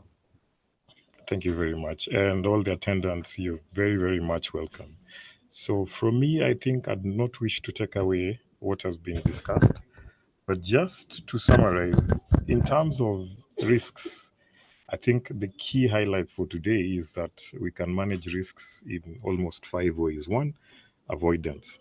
Keynote to remember. 2, retention. That is where you accept to a certain degree. 3, you can spread the risk. 4, you can undertake a loss prevention and reduction of the same risk. And finally, you can actually decide to transfer the risk. That is through insurance or through contracts. I'm talking about outsourcing and the likes. Very, very critical. Now, as an SME, for me, I think the key things to consider and the key things that are going to face our SMEs as Kenya is basically around strategic risk. For me, this is the king and the queen of all risks. For any small organization, you must decide your ideal structure. You must decide your target market. You must decide your sales and marketing strategy, your production strategy, and much more. Then we are involved in an ever-changing customer base, ever-shifting environment, regulations, you name it. All these are very, very critical for the SME today. In terms of banking, there's a lot of analysis that we do, and I think this is just coming out clearly so that you also make yourself competitive. Not we're regulated, and of course the bank is not in the business of dishing money. So obviously when you come for some financial aid, there are certain things that you're going to assess as a bank. So it is critical that your performance is actually, I'd use the word white. So there's a lot to look out for. I'm talking about your profitability, your financial ratios, your documentation. One thing that is facing SMEs is that we don't have enough documentation. We're not documenting our papers. We don't have financial statements. We're not doing record keeping. So this is a chance for you to also consider, for you to be viable, to be considered in future. Think around your record keeping. Talk about your stocks, your projections, and things like that. So very, very critical. So I will not overemphasize on this. I think mine is just to support you in terms of looking at what is happening in the country. If you look at what is happening around us, everyone is talking about things around inflation and things like that. Everyone is talking about the improvement in some certain sectors. There's been growth in some certain sectors. If you're in SME, you should consider that we recorded a very strong credit growth in manufacturing, around 19.6% within the last quarter. There was transport and education, another one which grew by around 24.9%. There was normal trade, wholesale and retail trade, and then the consumer durables as well. So if you're operating in that space, and I go back to strategic risk, think about which of these sectors are we talking about in the country, and which of these are being mentioned that are growing? Which are these leading indicators in terms of economic activity? Which of these big sectors are growing? So we've seen a rebound in agriculture, very, very big. So perhaps this would be an opportunity for you to think about the economic activity or the kind of trade that you deal in, so that you also weigh. When you're talking about risks, again, I remember it is very critical that you must manage your risks, and you must keep on what you'd say a track of your risks. So you must monitor the risks and you look at the impact. You can also rate the particular risks in terms of the impact to your business, basically in terms of relevance. So I'd wish to stop there, just to advise that as DTB, we're willing to support the SME guys. We're willing to have a chat with you if you walk into any of our branches. Ours is to show you that there is always an opportunity where there's a risk. Thank you very much, Mantui. Thank you. Thank you so much, Derek. That's really well put. For every risk, there are plenty of opportunities. Thank you so much. So I think now we can dive into the Q&As, and we'll have Anne give her closing remarks at the very end. All right. So Duncan, maybe you can advise. Would you want me to read for you the questions one by one, or would you rather just guide on the best way? You can read for me. All right. Okay, so we have the first question from Christine, who's asking, isn't vendor and partner risk the same as operational risk under supply chain management? And then I'll also couple that with Gertrude's question, who asks, how do small businesses track payments received? Right. Yeah, we can start with those. Thank you. Yeah, okay. So we have several classifications of risks, and sometimes the two are put together. Sometimes they are separated, but the bottom line is to understand the two and every other type of risk, how they present in documentation or in the way they are broken is not an issue. What is important is to understand. So once you understand, is the bottom line of our presentations is understanding. If you understand them, they are fine.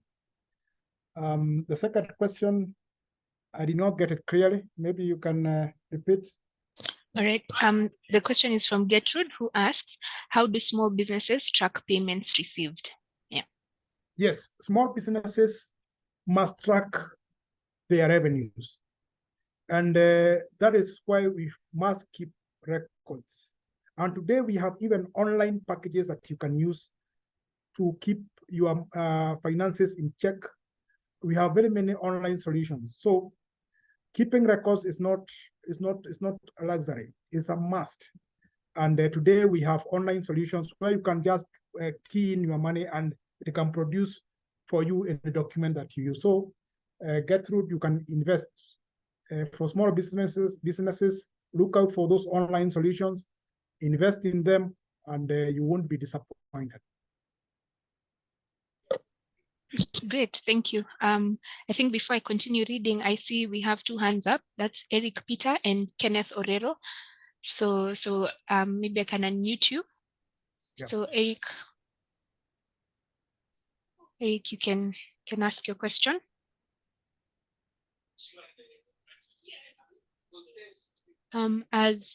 As Eric tries to sort that, I can ask Kenneth to try.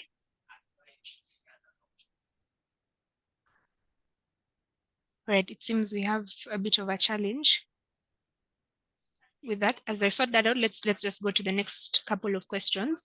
So these ones are from an anonymous attendee. The first one is on, oh, sorry, I can see Laban is able to speak. So Laban, maybe you can ask a question. Thank you. Yes, my question is one. You have, Duncan has said, I think it's Duncan has said about online solutions, which SMEs can invest in so that they can be able to track the payments as well as payments and expenses, so that you can get a summary, maybe a summary of business, maybe at the end of the week, at the end of the day, or at the end of the month. Could he possibly recommend some which he can, which has been tried and tested, good to work with, easy to understand? Yeah, thank you. Okay, I've heard that one. When we make these presentations, we don't want to recommend specific brand names because some of you here are dealing with that, and if we are going to recommend, it's going to be not very good for their business. So we may not be able to recommend one-on-one here, but they are out there. You can find out, or you can reach us. Through our email, we can interact. But when we make presentations, it's good practice to avoid campaigning or trying to shed some businesses in positive light and others in negative light. Yeah. Right. Okay. Thank you, Laban, and thank you, Duncan. So the questions that we're reading were: is feasibility study a way of risk management? That's the first one. Then the second one, you remember you talked about passion being the bedrock of a business. So this question is along those lines. So passion and profit, which should come first before starting a business? And then the third one is smaller profits coming daily and large profits coming after a long period of time. Which one is better? Yeah, thank you. Okay, the first one, feasibility study, yes. Feasibility study is part of risk management because you are looking at, is a business feasible? It is feasible because it is able to surmount risks. So feasibility study is one tool of risk management. That's fine. Then, yes, passion is a bedrock of business because without a driving power, then you lose energy along the way and you lose purpose. So the earlier definitions of doing business for money's sake is not sustainable. Looking for an extra shilling is not sustainable. You need a driving power. And the driving power is your purpose. And any business that is tailored along the lines of your purpose, you have capacity to grow. About small profits and large profits, it's all about your business. So if it brings large or small profits, it's fine. It all depends on what you are selling, when you are selling, and other dynamics that we learn in marketing. Yeah. Great. Thank you. So we have a question from Shaheen who asks, intellectual property rights, how does a small business protect itself? Can a lawyer do something? Yeah. For intellectual property rights, this is something that we cover in legal management, but there are institutions that deal with that, like KIPI, Kenya Industrial Property Institute. You can get that information from there. There's a lot of information about patents, about trademarks. You can get all that from the KIPI website and other regulatory institutions that are allowed to do that. So that one you can get from KIPI. All right, thank you. Then we have one that is more geared towards sales and marketing. So assuming I'm in marketing, how can I do risk management in that field? Yeah, thank you. I think we have actually got on that largely in my presentation. And because you'll be doing marketing on its own, it will also be addressed in marketing. The reason why you do the piece of marketing, you do strategies in marketing like segmentation of the market is a risk management tool and many other tools that we're going to learn in marketing. So beyond what we have talked through the last 3 hours, it will also come again in marketing.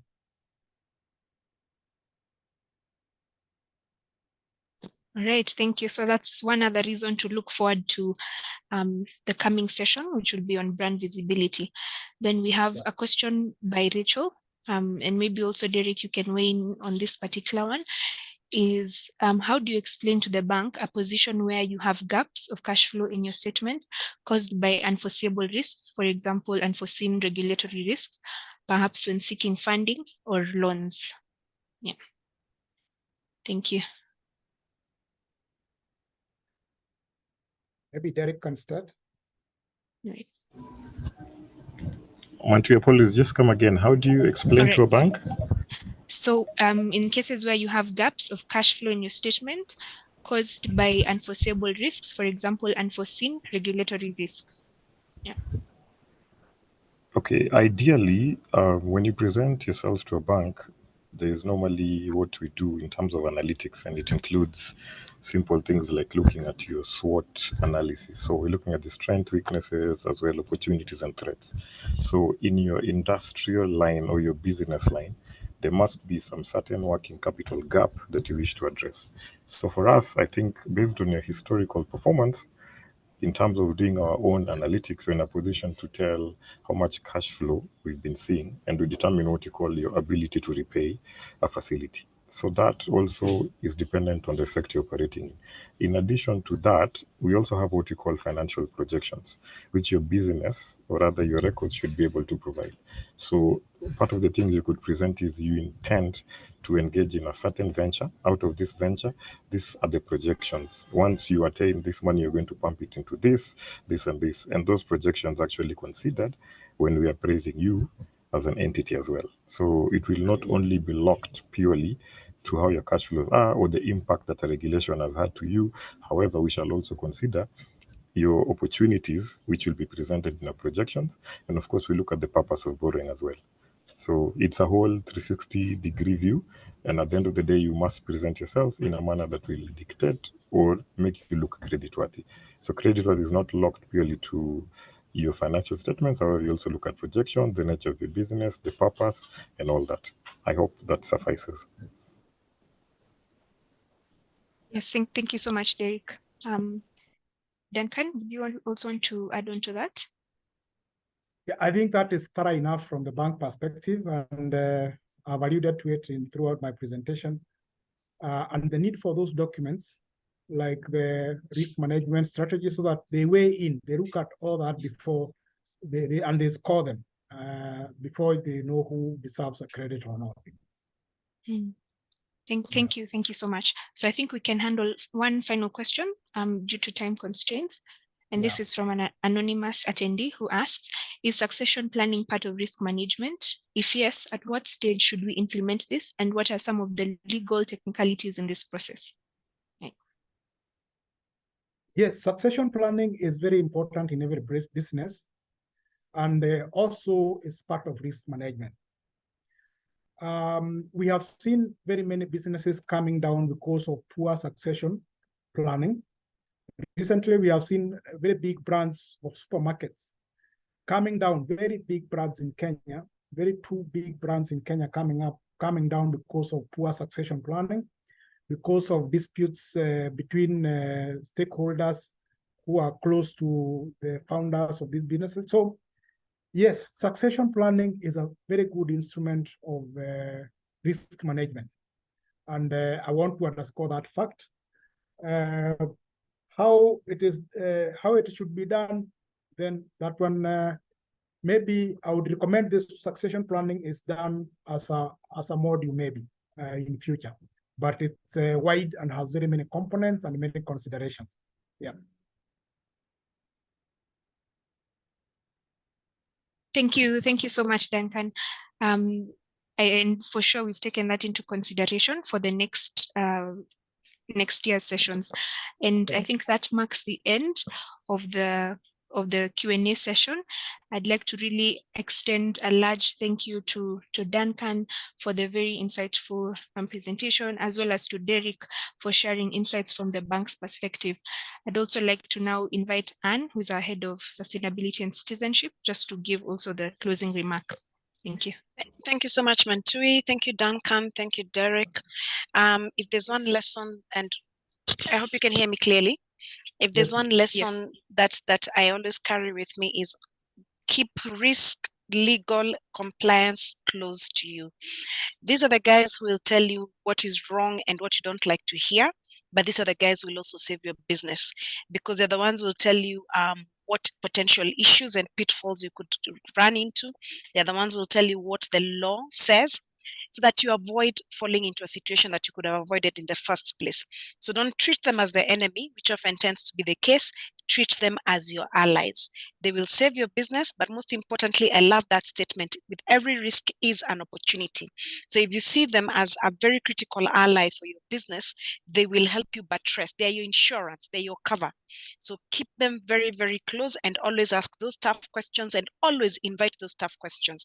As long as they are meant for the benefit of your business and for your own benefit, do not shy away from them, because the opposite is that you'll run into headwinds, and at that point the situation will be brutal. The people in the room do not have your back, and you will discover too late that you should have listened to these folks that you thought were saying what you didn't want to hear in the first place. So thank you so much, Duncan. As fate would have it, our director of risk is actually called Duncan. So it's interesting that this is an area for Duncans. Asante sana for that presentation. I can see some really good feedback from the participants. And for us, our goal is to continually impart the kind of knowledge that we wish that somebody had imparted for some of us who have tried our hand in business or just in life, to help us grow and to make better decisions. Asanteni sana, everybody. Have a wonderful day and see you next week. Mantui, I don't know whether you want to talk about what we should look forward to next week, very briefly. Yes, thank you so much, Anne. We will be having brand visibility coming up on Wednesday next week, same time, same place. That will be module 8. And as always, just ensure that you have registered with the link that was shared so that you can receive updates for previous sessions as well as upcoming sessions. Other than that, that should be it. Have a great day. Thank you so much, everybody. We also thank Abigail and Lillian, who were our sign language interpreters. Thank you and have a great day. Thank you. Thank you all. See you next time. Thank you. Thank you.